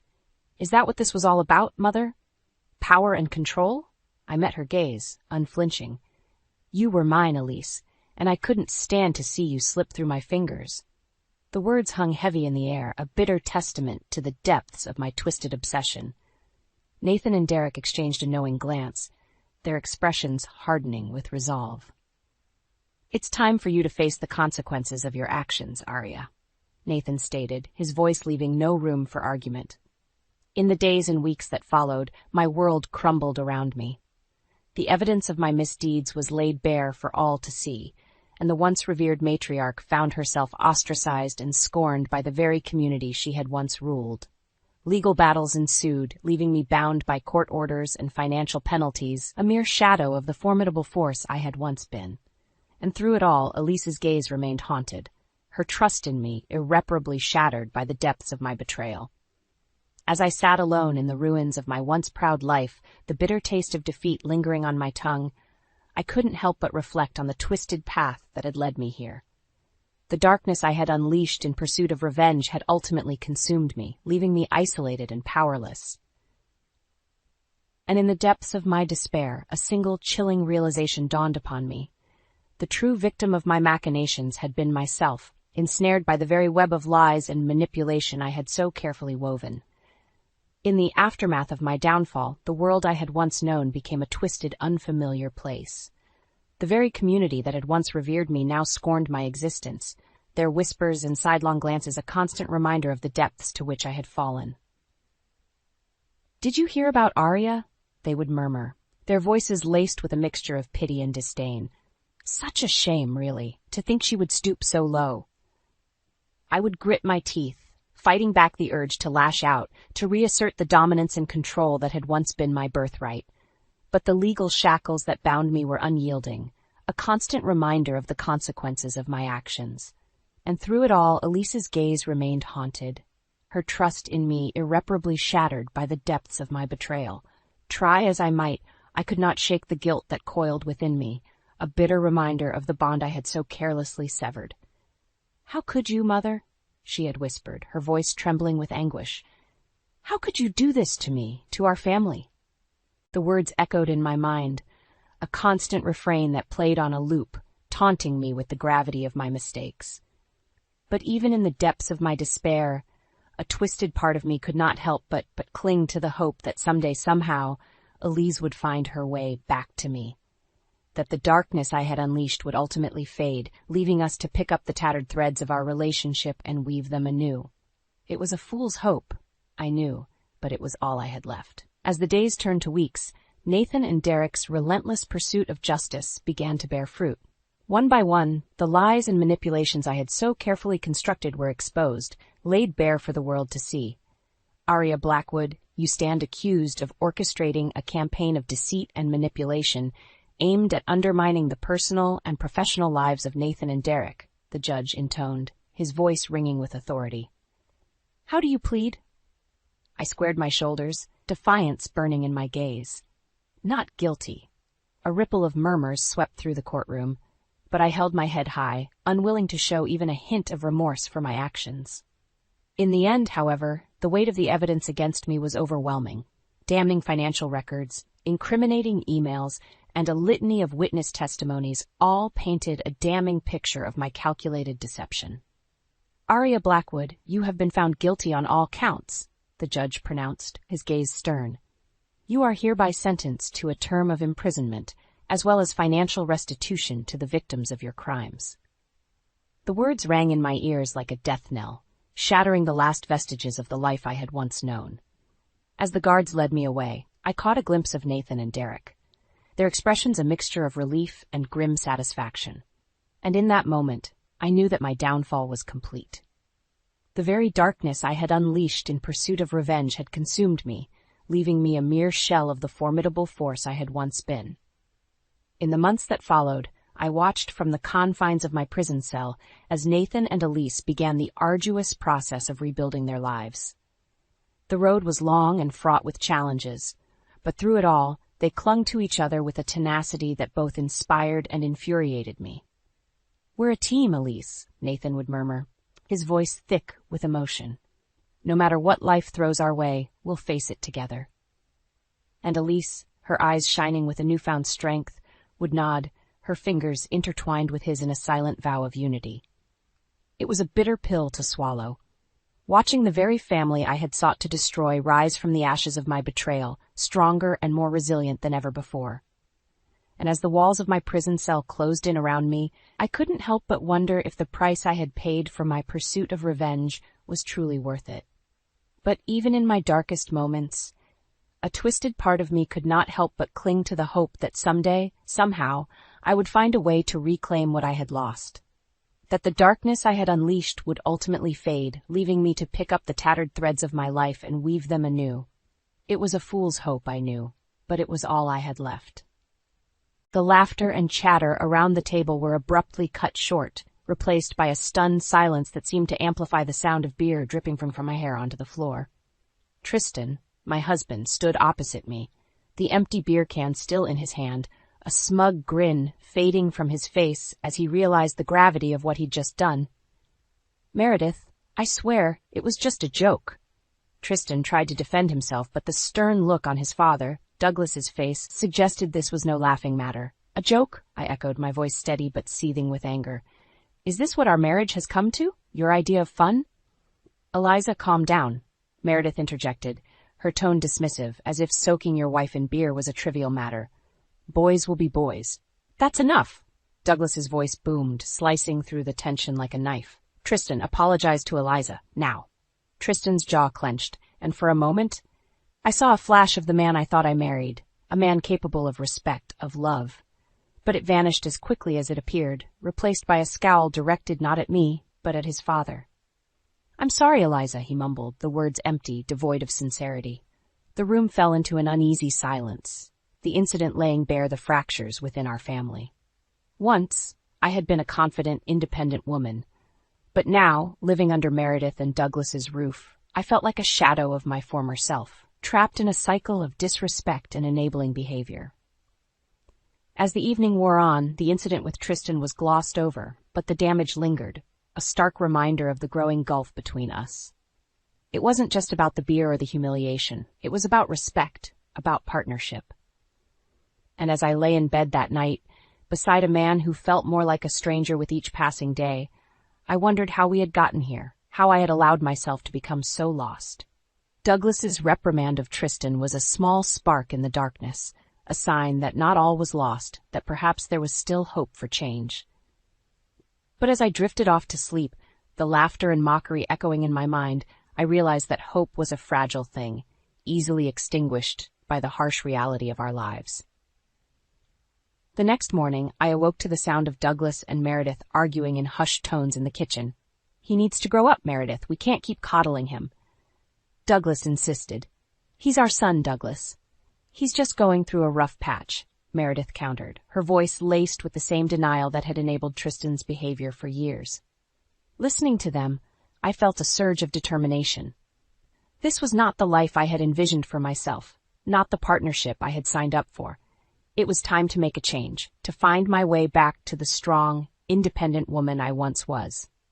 But as I stood at the crossroads of my life, the path forward uncertain, I knew it would not be easy.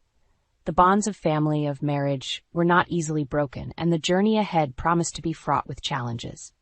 Yet, in that moment, as I resolved to reclaim my life, I felt a spark of hope ignite within me, a spark that would, in time, become a blazing fire. The morning after the beer incident was like waking up to the aftermath of a storm. The house was silent, a stark contrast to the usual hum of activity. As I made my way to the kitchen, the memory of last night's humiliation clung to me like a second skin. But today, I refused to let it define me. I found Meredith at the stove, her back turned to me, the air around her thick with the scent of brewing coffee. "Good morning," I said, my voice stronger than I felt. Without turning, Meredith replied, "Coffee's almost ready." Her tone was neutral, as if last night had never happened. I poured myself a cup, the silence between us stretching uncomfortably. It was then Tristan walked in, his eyes barely meeting mine as he mumbled a good morning. The tension was palpable, a silent battle of wills taking place in the heart of our home. I wanted to scream, to shout, to make them see how their actions were tearing us apart.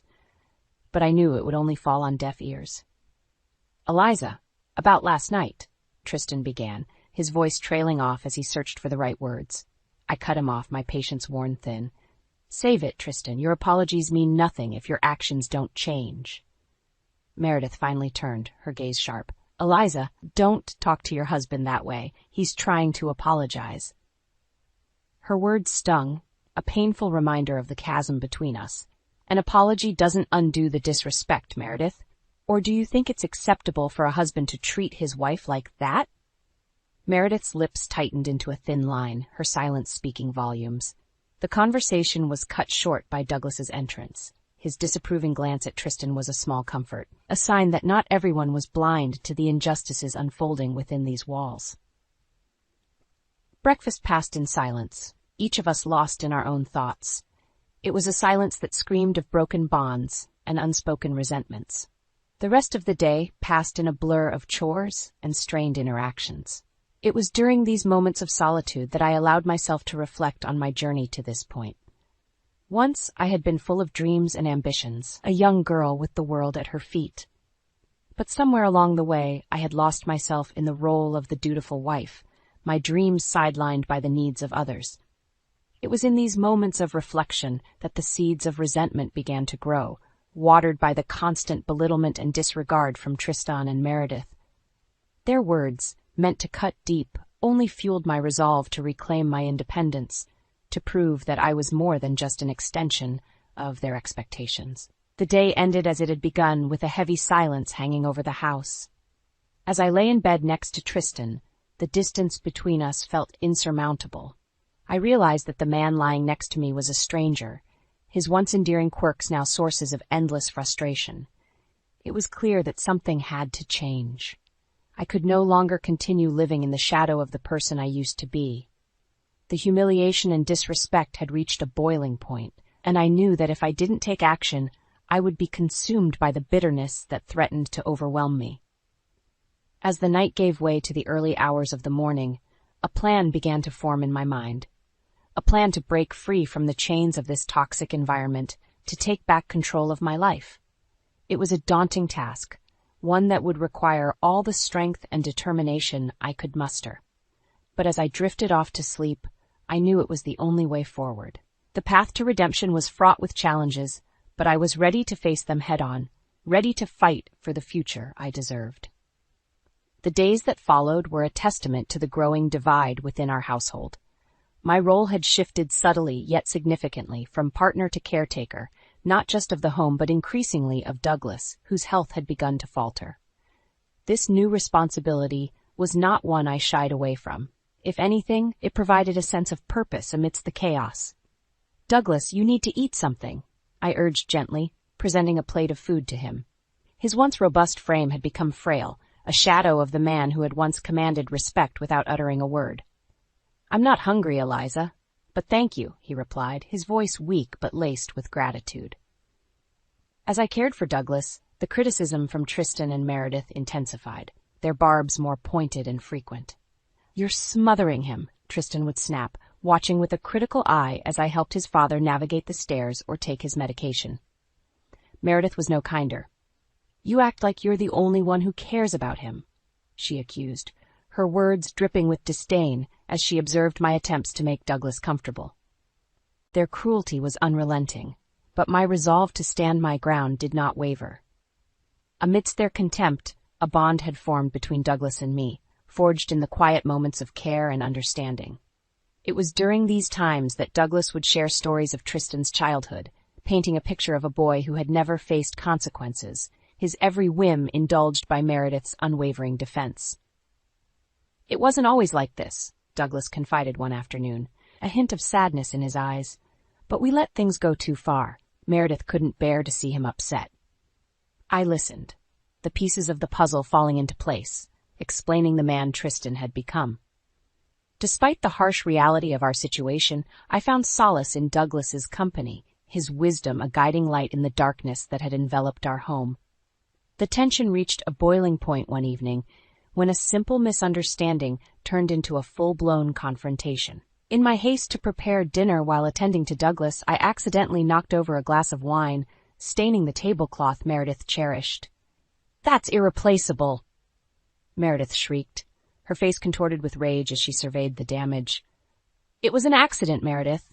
I'll clean it up," I offered, reaching for a cloth, but Tristan blocked my path. "No, let her see what her carelessness has cost," he sneered, his voice cold and unforgiving. The room fell silent, the air thick with unspoken words and pent-up frustration. Douglas attempted to mediate, his voice a calming presence amidst the storm. "It's just a tablecloth. Let's not let this ruin our evening." But his words were like a match to kindling, igniting a firestorm of accusations and blame that left no one unscathed. Tristan and Meredith stood united in their disdain, their words cutting deeper than any physical wound could.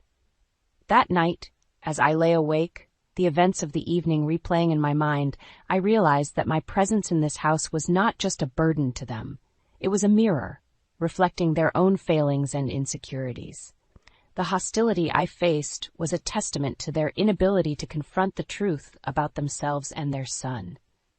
The bond I shared with Douglas, however, offered a glimmer of hope in the midst of despair. His appreciation for my care was a balm to the wounds inflicted by Tristan and Meredith's cruelty. It was this connection that sustained me, a reminder that kindness and understanding could still flourish even in the most toxic environments. As the days passed, my determination to rise above the hostility only grew stronger. The path ahead was fraught with obstacles, but I was no longer the woman who had walked into this house, meek and compliant. The fire within me had been ignited, fueled by injustice and cruelty, and I was ready to fight back, to claim the respect and dignity that was rightfully mine. The simmering discontent had reached its boiling point, and I knew that the time for action was drawing near. The atmosphere in the house grew heavier with each passing day, a storm cloud ready to burst. Despite the constant tension, I continued to navigate the choppy waters of our household dynamics, my resolve to maintain peace never waning. But as hard as I tried, the balance I sought seemed ever out of reach, the scales tipped too far by Tristan and Meredith's antagonism. It was during a particularly fraught dinner that the delicate balance we'd managed to uphold came crashing down. I had spent the afternoon preparing a meal, hoping to bring some semblance of normalcy to our fractured family. But as fate would have it, a simple mishap would serve as the catalyst for the evening's downfall. As I carried the dish to the table, my foot caught on the edge of the rug, sending me stumbling forward. The meal I had labored over landed in a heap on the floor, my efforts wasted. "Clumsy as ever," Tristan remarked with a sneer, his words cutting through the silence that followed my fall. Meredith's laughter echoed his contempt, her gaze upon me void of sympathy. "You can't do anything right, can you?" Douglas, ever the peacemaker, rose to my defense. "It was an accident. Eliza, are you all right?" but his concern was drowned out by the cacophony of blame and mockery from Tristan and Meredith. Their harsh words felt like physical blows, each one a reminder of the precarious position I held within this family. As I cleaned up the mess, the weight of their disdain pressing down on me, I couldn't help but wonder how much more I could endure. The incident at dinner was not an isolated one. It was a symptom of a much larger issue, a manifestation of the disrespect and malice that had become all too common. In the days that followed, Douglas attempted to mediate the growing rift between us. "We need to find a way to live together in peace," he pleaded, his voice weary from the constant conflict. But his efforts were met with resistance. Tristan and Meredith, united in their disdain for me, refused to see the part they played in the household's discord. Their blame was always directed outward, never inward. The tension reached a boiling point one evening when Tristan's cruelty took on a new form. Returning home late, he barged into the living room where I sat reading, his eyes alight with malice. "I suppose you've been lounging around all day, while the rest of us work," he accused, his words laced with venom. "I've been taking care of your father," I replied, my voice steady despite the anger boiling within me. Tristan's laugh was cold, devoid of humor. "My father doesn't need a nursemaid. He needs a family that doesn't include a freeloader." The insult stung, a bitter reminder of how low Tristan's opinion of me had sunk. But it also ignited a spark of defiance within me, a determination to no longer accept his abuse in silence. "Maybe if you showed a fraction of the concern for your father that I do, you'd understand the meaning of family," I shot back, my words a reflection of the frustration and hurt I had kept bottled up for too long. Tristan's response was a glare filled with hatred, a silent promise of further conflict. But in that moment I realized that I no longer feared his anger. The scales had tipped, and with them, my tolerance for the indignities I had suffered at the hands of Tristan and Meredith. As I went to bed that night, the events of the day replayed in my mind. The precarious balance we had maintained had been shattered, the pieces too scattered to ever be put back together. The path ahead was uncertain, fraught with challenges and confrontation. But one thing was clear. I could no longer stand idly by while Tristan and Meredith sought to diminish me. The time had come to take a stand, to fight back against the injustice that had become my daily reality.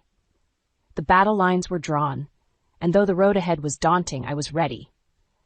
Ready to reclaim my dignity, to assert my worth, and to fight for the respect I deserved. The storm that had been brewing was about to break, and I was no longer afraid to face it head-on. The days melded into one another, each bringing its own set of challenges and confrontations. But nothing could have prepared me for the events that would ultimately serve as the catalyst for my transformation. It began like any other day, with the morning light creeping through the curtains and the house stirring to life. But the air was charged with a tension that hinted at the storm on the horizon. Breakfast was a silent affair, the clinking of cutlery against plates, the only sound breaking the uneasy quiet. Tristan and Meredith exchanged glances, their silent communication a language I had grown all too familiar with. Douglas, sensing the brewing storm, cast me a worried look, his concern a balm to my frayed nerves. It was not until later that morning that the dam finally broke. Tristan, emboldened by whatever grievance he had concocted in his mind, launched into an unprovoked tirade against me. "This is all your fault," he bellowed, his finger pointed accusingly in my direction. "You've turned my own parents against me." His words were absurd, a distortion of reality that bore no truth, but they were spoken with a conviction that belied their falsehood. "I've done nothing but support you and your family," I countered, my voice firm despite the shaking of my hands. "Support? You call this support?" Tristan's laugh was bitter, filled with contempt. "You've done nothing but bring discord into this house." Meredith, ever Tristan's ally, nodded in agreement. "You've overstayed your welcome, Eliza. It's time you realized that." The words were a slap in the face, a stark reminder of my precarious position within this family. But it was Douglas's response that marked the turning point. "Enough!" His voice, though weakened by illness, carried the weight of authority it once had. "Tristan, your behavior is unacceptable. Apologize to Eliza now." The room fell silent, the air thick with unspoken words and suppressed emotions. Tristan, faced with his father's rare admonishment, faltered. His face flushed with anger, he stormed out of the room, the slam of the door echoing like a gunshot. In the aftermath of Tristan's outburst, the reality of my situation became painfully clear. The family I had tried so hard to support, to be a part of, was irrevocably broken. And I, caught in the middle, had become the scapegoat for their frustrations and failings. Douglas's attempt to defend me, though heartening, was a stark reminder of the divisions that had formed. His words, though intended to mend, only served to widen the chasm between us. As I retreated to the sanctuary of my room, the events of the morning replaying in my mind, a resolve began to take shape. The humiliation and disrespect I had endured could no longer be brushed aside. It was time to take a stand, to fight back against the injustice that had become a constant in my life. The decision to leave, to extricate myself from this toxic environment, was not made lightly. But as I packed my belongings, each item a reminder of the life I had hoped to build here, I knew it was the only way forward. The confrontation with Tristan, the culmination of years of tension and resentment, was the last straw. It had shattered any illusions of reconciliation, of finding a place within this family. My path, once entwined with theirs, had diverged, leading me away from the pain and toward a future of my own making. As I closed the door behind me, the weight of my decision pressing down on me, I felt not sorrow, but a sense of liberation. The journey ahead would be fraught with challenges, but for the first time in a long time, I felt ready to face them. Ready to reclaim my independence, to forge a new path based on respect and dignity. The chapter of my life entangled with Tristan and his family had come to a close, but as I stepped into the unknown, I did so with a newfound strength and determination. The battle may have been lost, but the war was far from over, and I, Eliza, was ready to fight for the life I deserved. The night air was cool against my skin as I walked away from the house that had been my prison for too long. The darkness seemed less daunting than the life I was leaving behind. My steps were uncertain, yet driven by a force stronger than fear, the desire for freedom and a fresh start. As I navigated the quiet streets, my phone vibrated in my pocket, pulling me back to the reality I was trying to escape. It was a message from a number I didn't recognize, but the content left no room for doubt about the sender. "Running away won't solve your problems, Eliza. You'll regret this." Tristan's words, even in text form, dripped with venom and the promise of retaliation. I quickened my pace, the threat igniting a spark of defiance within me. Tristan's attempts to intimidate me, to drag me back into the mire of his making, would not sway my resolve. I was done being a victim of his cruelty. The following day, the repercussions of my departure became apparent.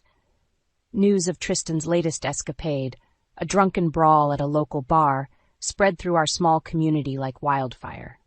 The incident, which ended with his arrest, was the talk of the town, a public humiliation that laid bare the depths of his recklessness. I learned of the incident through hushed conversations at the cafe where I sought refuge, the whispers of the patrons a mixture of pity and schadenfreude. "Did you hear about Tristan? Completely lost it last night. They had to call the police," one woman said, her voice laced with a mix of shock and morbid fascination. The news, while shocking, was not surprising. Tristan's self-destructive behavior was a path he had chosen long ago, each act of defiance against decency and responsibility leading him inevitably to this point. But it was Douglas's reaction, conveyed to me through a brief, heart-wrenching phone call, that struck the deepest chord. "Eliza, I'm sorry. I never wanted it to come to this," he said, his voice a reflection of his shattered hopes for his son. The conversation was brief, the pain and disappointment palpable even through the phone line. Douglas's acknowledgement of Tristan's failings and his apology to me was a bittersweet vindication of my decision to leave. The fallout from Tristan's actions was swift and severe. His arrest and the subsequent legal troubles served as a form of instant karma, a reckoning for years of unchecked behavior. But while part of me felt vindicated, another part ached for Douglas, who bore the brunt of his son's disgrace. In the days that followed, my resolve to start anew was tested. The temptation to return, to offer support to Douglas in his time of need, was a constant battle. But I knew that going back would mean surrendering the hard-won ground I had gained in my fight for independence. As I struggled with my conscience, a chance encounter provided the clarity I needed. A former colleague, unaware of my personal turmoil, reached out with an opportunity that promised not just a new career, but a fresh start in a new city. The offer was a lifeline, a chance to escape the shadows of the past and build a future on my own terms. It was the sign I had been waiting for, the confirmation that my decision to leave was not just right, but necessary. With a heart heavy with mixed emotions, but a spirit buoyed by the prospect of a new beginning, I made my choice. The path ahead was fraught with uncertainty, but it was mine to walk, free from the chains of a toxic marriage and the specter of Tristan's downfall. As I packed my bags, ready to embark on this new journey, I realized that the night of repercussions was not just the end of one chapter, but the beginning of another. The drama and revenge that had marked my days with Tristan were behind me now, replaced by a sense of hope and the promise of redemption. The road ahead was long, and the wounds of the past would take time to heal. But as I stepped into the dawn of a new day, I did so with the knowledge that I was no longer defined by the failures of others.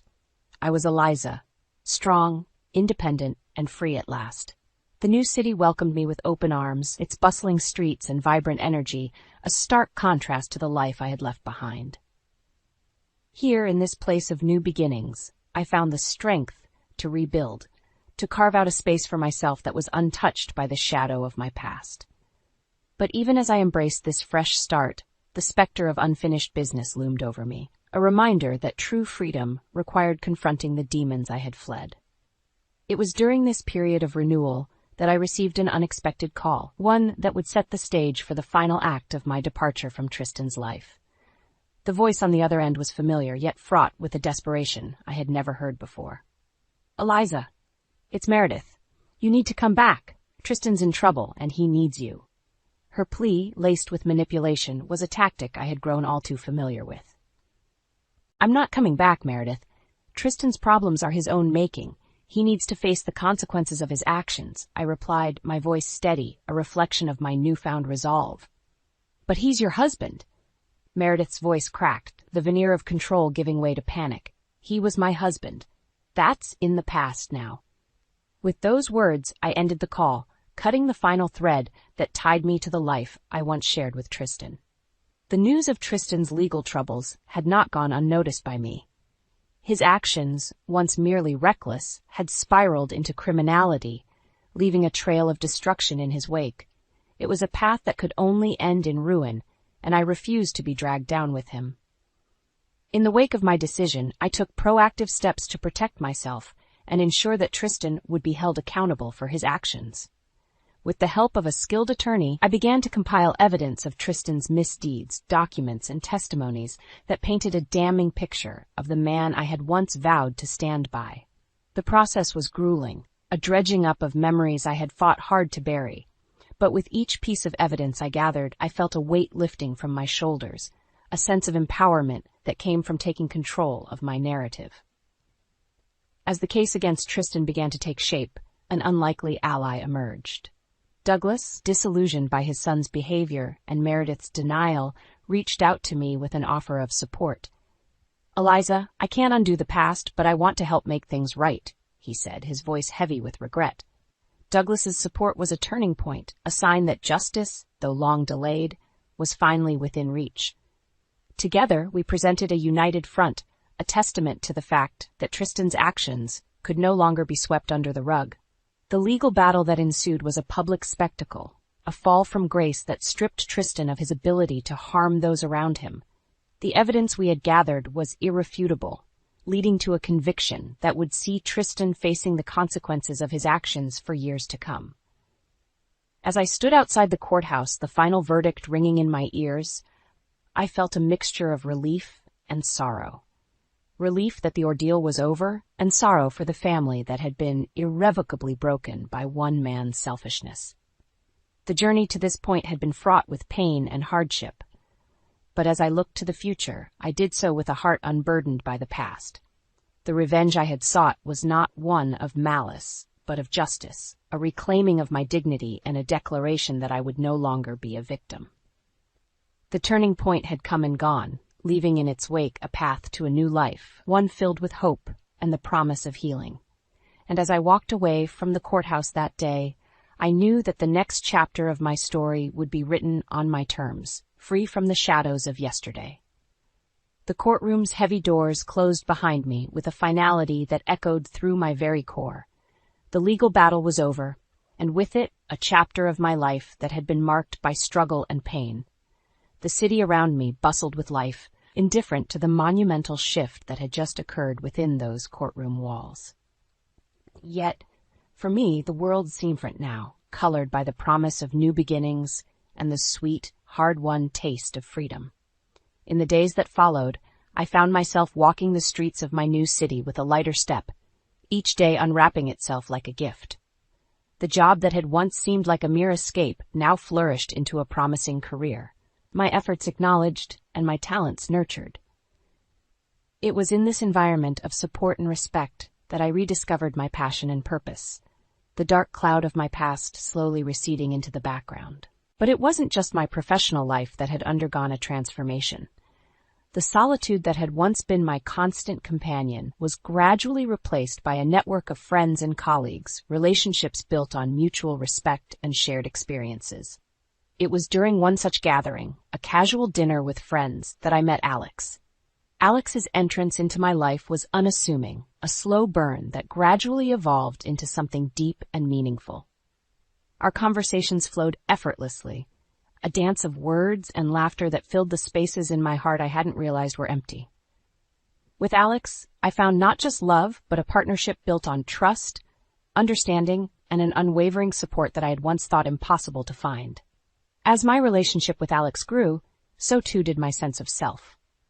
The insecurities and fears that had once held sway over me began to fade, replaced by a confidence and strength that I wore like a mantle. I was no longer the woman who had walked away from Tristan and his toxic influence. I was someone new, someone reborn from the ashes of my past. Yet, even as I embraced this new chapter, I couldn't help but reflect on the journey that had brought me here. The fight for justice against Tristan had been arduous, a battle that had tested my limits and forced me to confront the darkest parts of my soul. But it was a battle I had won, not just in the courtroom, but within myself. The karmic justice that had befallen Tristan was a distant memory, a chapter closed and locked away. Meredith's attempts to reach out, to bridge the chasm that had formed between us, were met with polite indifference. The family I had once longed to be a part of was now just a footnote in my story, a reminder of the trials I had overcome. As for Douglas, our relationship had evolved into one of mutual respect and understanding. His support during the trial had been a beacon of hope, a reminder that not all was lost in the wake of Tristan's destruction. We remained in contact, a tentative connection that served as a testament to our shared history and the resilience of the human spirit. The new dawn that had risen on the horizon of my life was bright with possibility, its light casting long shadows over the remnants of my past.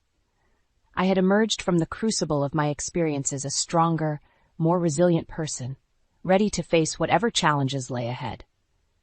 And as I stood on the balcony of my new apartment, the city sprawling before me, I realized that this was not just a new chapter, but a whole new book waiting to be written. My story, once defined by drama and revenge, was now a tale of triumph and renewal, a narrative of my own making. With Alex by my side and a future unburdened by the past stretching out before us, I knew that anything was possible. The pain and turmoil that had once defined my existence were now just echoes, faint reminders of how far I had come. This was my new dawn, my chance to live a life defined not by what I had endured, but by what I had overcome. And as the sun dipped below the horizon, casting the sky in shades of pink and gold, I knew that I was finally home. I never expected to hear my brother-in-law, Dalton, accuse me of neglecting a child I didn't know existed. This confrontation was the first crack in the facade of my seemingly peaceful life. "Alara, we need to talk," Dalton said, his usually cheerful face now deadly serious. "It's about the baby." "What baby?" I asked, thoroughly confused. Dalton looked shocked. "Wait, are you actually denying abandoning your infant on my doorstep?" "What? No. I have no idea what you're talking about," I insisted. Had everyone gone mad? Dalton ran his hands through his hair in exasperation. I found a baby girl wrapped in blankets next to my front door 3 days ago. She came with a note, your handwriting, saying her name was Amelia and that you were unable to care for her anymore. My heart was pounding. A baby? With my handwritten note? This made no sense. Dalton, you know I don't have any children beside Marcus and Lily. I swear on my life, I did not abandon a baby at your home. Dalton searched my face, looking more bewildered by the second. Well, if you didn't, then who did? A tense silence descended between us. My mind was reeling. Who would do something so cruel, so calculated? A disturbing thought emerged. What if this wasn't just a cruel prank? What if this connected somehow to the unusual behavior I'd noticed from my husband Bennett recently? His emotional distance, secret phone calls, vague explanations about his late nights at the office. Could this be related? I had brushed aside my creeping doubts until now. But this incident felt like more than mere coincidence. Someone was trying to frame me. But for what purpose? Dalton's next words interrupted my spiraling thoughts.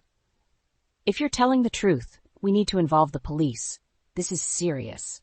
As much as I wanted to get authorities involved, something held me back. Call it intuition or paranoia, but I needed to do some investigating myself first. Let's hold off on that for now, I said slowly. I intend to get to the bottom of this myself. Dalton looked like he wanted to argue, but then nodded. Okay, but please keep me informed, Ilara. Little Amelia deserves some answers. Trust me, I don't plan on letting this go until the truth comes out. With those ominous words, I left Dalton's house in a daze. As I drove home, a million anxious thoughts ran through my mind. Who had the audacity to use my identity? Why fabricate the existence of a baby? And most importantly, was Bennett hiding disturbing secrets behind his pillar of respectability? This mysterious false accusation felt like the tip of a sinister iceberg, but I was intent on dredging up the truth, no matter what damage it inflicted on my family in the process. I had a feeling things would only get messier from here, but I was determined to handle it on my own terms, confronting whoever was spinning this intricate web of lies. As I pulled into my driveway, a wave of foreboding washed over me. I didn't know it yet, but this first crack in my family's facade would soon shatter wide open, and the resulting debris would leave no relationship unscathed, least of all my own marriage. The drive back home gave me time to think. Who would have the cruel audacity to frame me for abandoning a baby? The more I considered possible suspects, the more my thoughts focused on one person, my husband, Bennett. His recent emotional distance and secrecy around his work made him seem like the prime suspect. I realized it was time I investigated whether he was truly the respectable man I believed I had married. As soon as I entered the house, I called out, "Bennett, we need to talk." "Now." He strolled into the kitchen, casual as ever. "What's up, babe?" I studied his expression. No guilt, no curiosity, just bland indifference.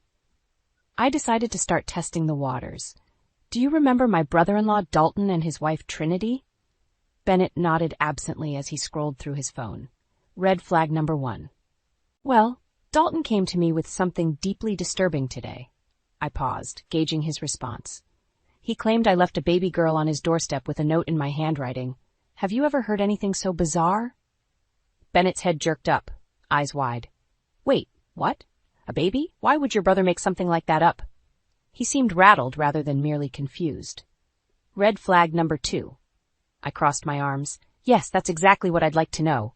I was hoping you could help me get to the bottom of who would falsely use my identity." Bennett shook his head, avoiding my scrutinizing gaze. "I have no idea what kind of game your family is playing, Ilara. This is between you all." His evasion sparked my anger. "Some sick, twisted person tried to frame me for abandoning an infant, Bennett. Don't you even care?" He held up his hands defensively.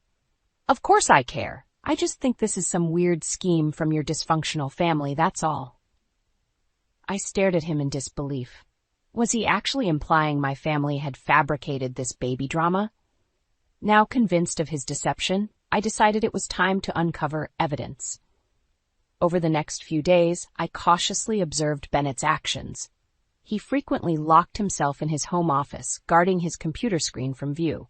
Multiple questionable withdrawals appeared in our bank statements, always in the hundreds of dollars range. Strangest of all, he began taking phone calls in secrecy, speaking in hushed tones. My worst suspicions seemed to be confirmed. My model husband was definitely hiding something. And I was done biting my tongue. After his third suspicious late-night phone conversation that week, I confronted him in our bedroom. This time I let all pretenses drop. "Are you having an affair?" I asked bluntly. Bennett gaped. "What? Where's this coming from?" "Oh, I don't know. Maybe all the shady bank withdrawals, the locked computer screen, furtive late-night calls." My voice dripped with sarcasm. Trapped, Bennett grasped for excuses. It's work, okay? I'm dealing with a stressful client." "Don't lie to me," I shouted. "What do you take me for? Who have you been speaking with?" Cornered, Bennett finally snapped. "Fine. It's Corinne. We've been seeing each other for months now. She's carrying my baby." His confession knocked the breath from my lungs. The room spun as the weight of his betrayal sunk in. "Get out," I whispered, trembling with fury. Without another word, he grabbed a duffel bag and left. Meanwhile, I sank to my knees, gutted by grief for the death of my marriage. But underneath the pain bubbled a growing resolve. This was far from over. I would make him pay for every deceitful transgression. Bennett had sparked a hunger for revenge inside me. And I aimed to fully satisfy that craving, no matter what destruction it left in its wake. In the painful days following Bennett's betrayal, I oscillated between outrage and anguish. When my sister Julia came over to check on me, I unleashed all the fury and heartbreak I had bottled up. "I gave that deceitful pig the best years of my life," I raged. "And he threw it all away for some cheap affair." Julia shook her head in disgust. "Alara, you were always too good for him. What a spineless coward." "Not just a coward, a criminal mastermind," I replied. I showed her the bank statements riddled with inexplicable withdrawals. He's been funneling money and who knows what else behind my back this whole time. Julia scrutinized the statements, eyes narrowing. "Have you spoken with the bank about this?" "Not yet. I wanted to do some more digging first." An idea sparked. "Actually, Julia, could you call the bank and inquire about recent account activity? Don't disclose our relations, just say you are a customer care representative following up on potential fraud." Julia raised an eyebrow, intrigued. "Clever approach, sis. Consider it done."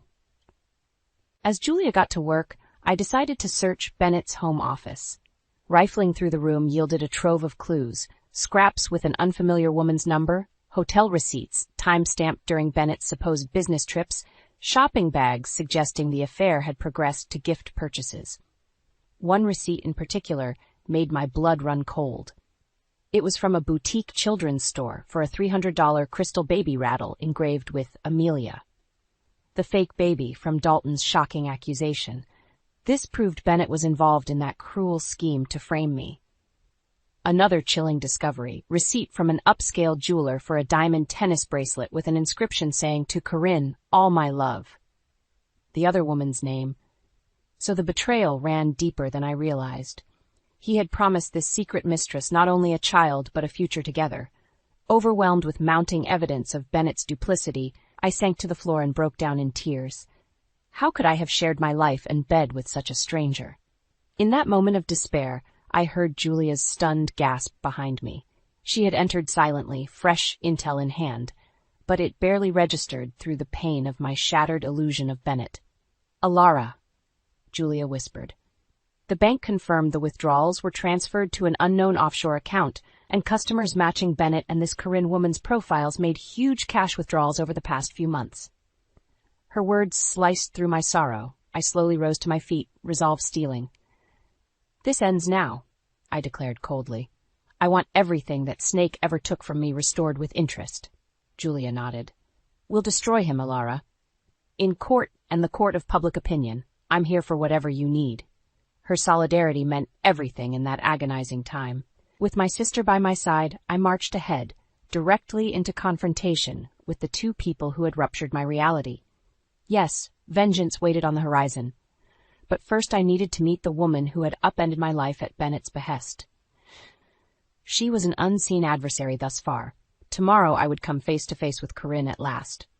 The damage was already done, but I refused to let her fade into the shadows without claiming a piece of my wrath. Hell hath no fury like the public destruction of two secret lovers. I would ensure both paid the ultimate price for their callous selfishness. Starting now. The next morning, I sat parked outside the address listed on the receipts, Corinne's home. Confronting the woman who helped destroy my marriage wouldn't undo the damage, but I needed to look my husband's mistress in the eyes. I knocked sharply, simmering rage just under the surface. Moments later, the door swung open. "Can I help ye?"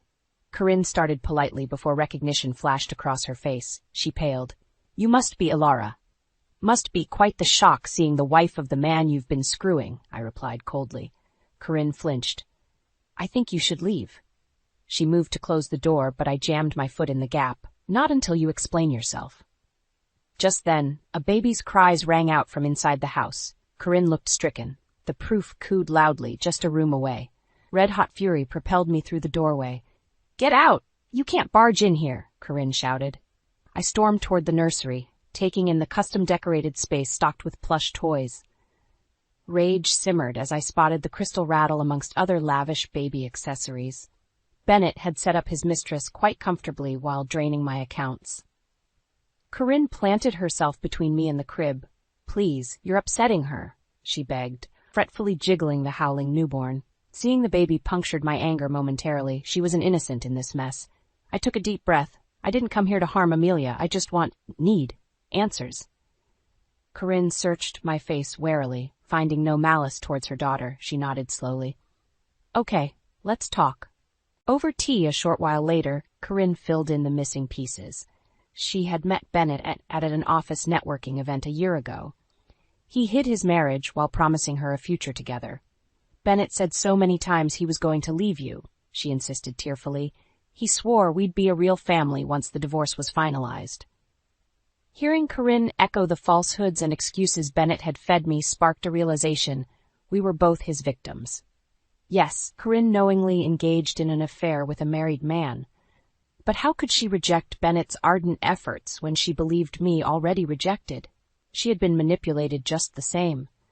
I saw now we were two women pitted against each other by a master deceiver. United, however, we could reclaim the dignity he had robbed from us both. "You were wrong to get involved with my husband," I said frankly, "but the blame lies with Bennett for weaving this tangled web." Corinne looked relieved I wasn't threatening retribution anymore. "You didn't deserve how he deceived you either. I'm so sorry." She hesitated before adding quietly, "Can you ever forgive me?" I considered her plea. She was no innocent, but she had been seduced by Bennett's poisonous words like me, and I could use an ally against the man who had shattered us both. "We both need to move forward from Bennett's lies, if only for our own sakes," I finally replied. "I'm willing to forgive if you'll help me build a case exposing his duplicity." "Anything," Corinne agreed fervently. "Seeing you so strong facing him down, I don't want that coward getting away with this either." A wary partnership emerged between us then, two scorned women aligning to reclaim what was ours. Bennett wouldn't know what hit him. The evidence against my philandering husband had been damning already. But with Corinne's testimony of his financial malfeasance, he wouldn't stand a chance. Hell truly had no fury compared to two lied-to ladies teaming against a Casanova manipulator. Bennett would finally face the consequences of his callous machinations, and Corinne and I would ensure he felt the pain and destruction he had cruelly unleashed on our lives tenfold. Over the next week, Corinne and I gathered evidence exposing the depth of Bennett's lies. He had spun an elaborate web indeed, one that implicating my own sister Julia as his accomplice. The story emerged slowly as Corinne and I followed paper trails and connected timelines. Bennett had leaned on Julia's connections at the bank where she worked to funnel money discreetly. When withdrawals raised red flags, Julia helped cover his tracks in exchange for a cut of the siphoned cash. Meanwhile, Bennett wove stories to Corinne about me refusing him a divorce while convincing me his frequent business travel was work-related. The night all the pieces fell into place, Corinne and I sat dumbstruck, gobsmacked by the extent of Bennett's machinations. He had masterfully played us all, his unknowing wife, trusting mistress, and own sister-in-law. "I knew your husband was selfish, but sociopathic is more accurate," Corinne noted. "He destroyed so many lives without blinking." "That's how narcissists operate, leave wrecked relationships and distrust in their wake," I replied wearily, headache building. Corinne nodded slowly before asking the question we couldn't ignore. So where do we go from here? Bennett and Julia have fleeced all of us blind. Red-hot anger reignited in my chest, fueling my hunger for justice. We expose them, publicly. A slow smile spread across Corinne's face as my plan took shape. I want everything stripped away. Career, credibility, dignity, I continued viciously. We leak all the evidence to his partners and the local paper. Once the board and clients knows he's a lying thief, he'll be professionally ruined. And socially exiled once our circle discovers his affairs and manipulation, Corinne added, eyes blazing. In that moment, a nuclear revenge plot coalesced.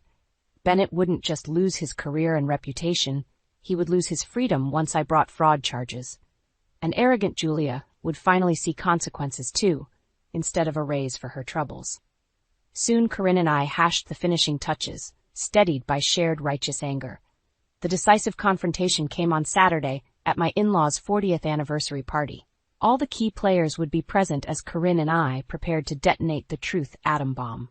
My body thrummed with adrenaline as we entered my former home, now occupied by Bennett, and, evidently, Julia too. Time to rip their web of lies to shreds. I clinked a knife against my champagne glass, capturing the room's attention. As all eyes turned our way, Corinne and I moved to the front, arms loaded with printouts. Thank you all for coming to celebrate this milestone with our family, I began smoothly. Before we toast, I have a special slideshow commemorating the honored couple, with a focus on truth and reconciliation. Murmurs rippled through the room. Bennett paled, realization dawning. You see, the past year has revealed certain flaws in relationships, integrity, and trust, I continued. But the truth always reveals itself eventually. With that, I pressed play, launching the downfall of not just my cheating scoundrel husband, but all his enablers. Sometimes revenge is a dish best served as a multimedia presentation. The room watched in stunned horror as sordid secrets of the darling couple emerged alongside financial crimes implicating Julia. Finally, the monsters wore their villainy openly instead of hiding behind polite facades. Tonight, justice got served indeed, ice-cold just like their hearts. A heavy silence descended on the room as the slideshow ended. Shocked faces stared back at me, my own parents stricken with betrayal. I kept my gaze locked on Bennett and Julia, defiantly waiting for their response. They had spun a web of deception that was now unraveled before the whole family. Time to reap what they sowed. Bennett moved first, stepping forward with hands raised in placation. Everyone, please just stay calm. I'm sure we can explain this misunderstanding. Misunderstanding? I interrupted sharply. Is that what you call draining private accounts to fund your mistress and love child? Mouths dropped open and scandalized gasps echoed. Bennett paled under the weight of judgment, settling over the room. Beside him, Julia jumped to his defense. Alara, how could you embarrass our family like this? You're clearly distraught and not thinking straight. I bristled at her patronizing tone, as if I was some hysterical housewife instead of the orchestrator of their downfall. Oh, I'm thinking perfectly clear thanks to having my rose-colored glasses ripped off, I retorted. The proof is all there in black and white.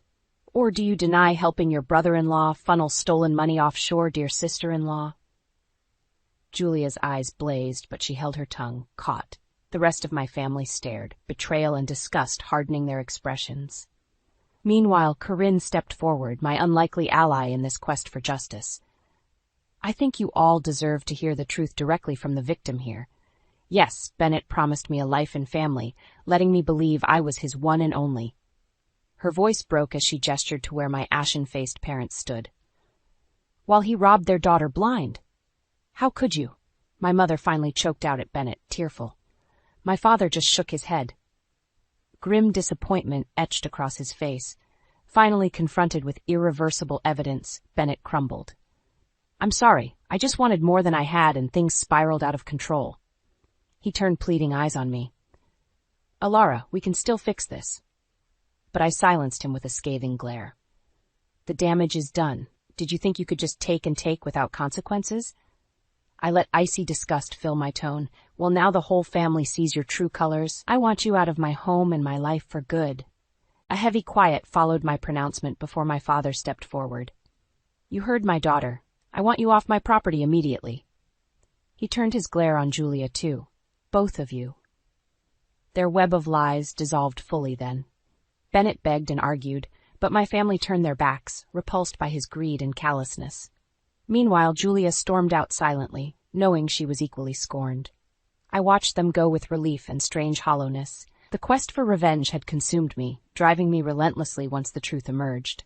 Now seeing justice served, I wondered what came next. But meeting Corinne's grateful eyes across the room reminded me of one certainty. Whatever future awaited wouldn't include deception or betrayals. We women had reclaimed our dignity and broken free. In the weeks following the climactic showdown, the consequences for Bennett and Julia's deceit cascaded quickly. My parents insisted Bennett sign over our shared assets and properties to ensure I retained what was rightfully mine. Through the humiliation and anger, I think Bennett almost felt relief relinquishing his web of lies. But freedom came at a steep price, including his career. Once word spread of the financial schemes and affairs exposed at the anniversary party, Bennett's partners unanimously voted to oust him. As further evidence emerged, he had embezzled company funds. His reputation lay in tatters. No firm in town would touch him now, despite his frantic attempts to minimize the damage. Meanwhile, Julia faced her own share of fallout. The bank fired her for gross ethical violations. Our parents made clear she was never welcome in their home again after so callously plundering their own daughter's accounts. Her fiancé broke off their engagement, unwilling to marry someone so mercenary. Watching the ripple effects of their disgrace, I oscillated between satisfaction and sadness.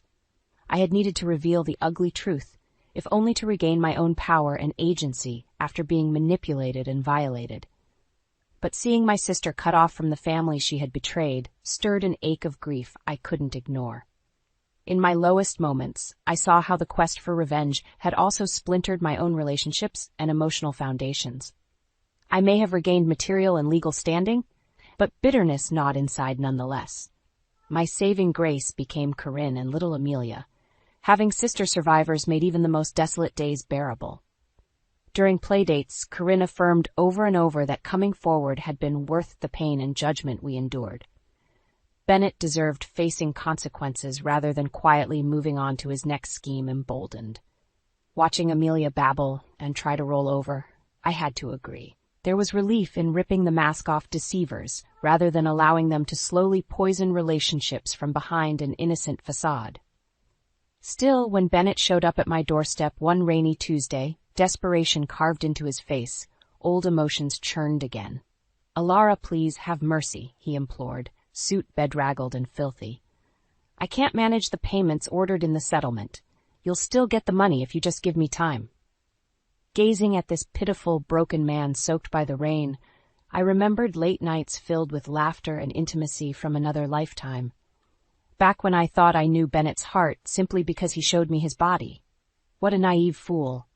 "Should have considered that before you decided to lie and cheat your way through our marriage," I said bluntly, contempt thickening my voice. "I'll expect every last penny paid. The court date won't change." I moved to close the door, but Bennett jammed his foot in desperately. "Please, have some compassion."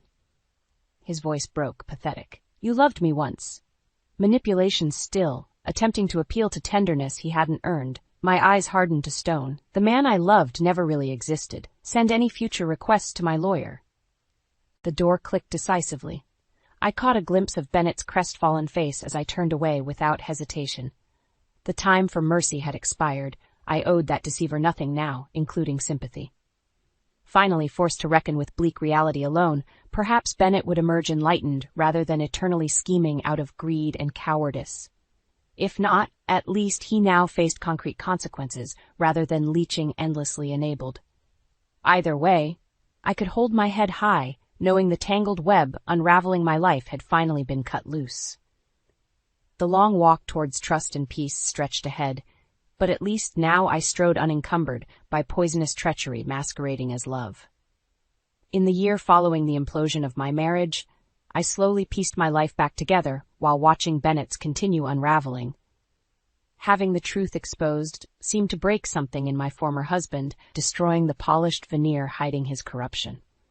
He spiraled into depression and isolation as former friends and partners turned their backs. Last I heard, He planned to leave the state to escape the cloud of shame and failure.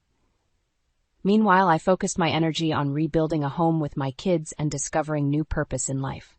Going back to work full-time at the nonprofit I had left gave me a renewed sense of self-worth, using my skills to better my community.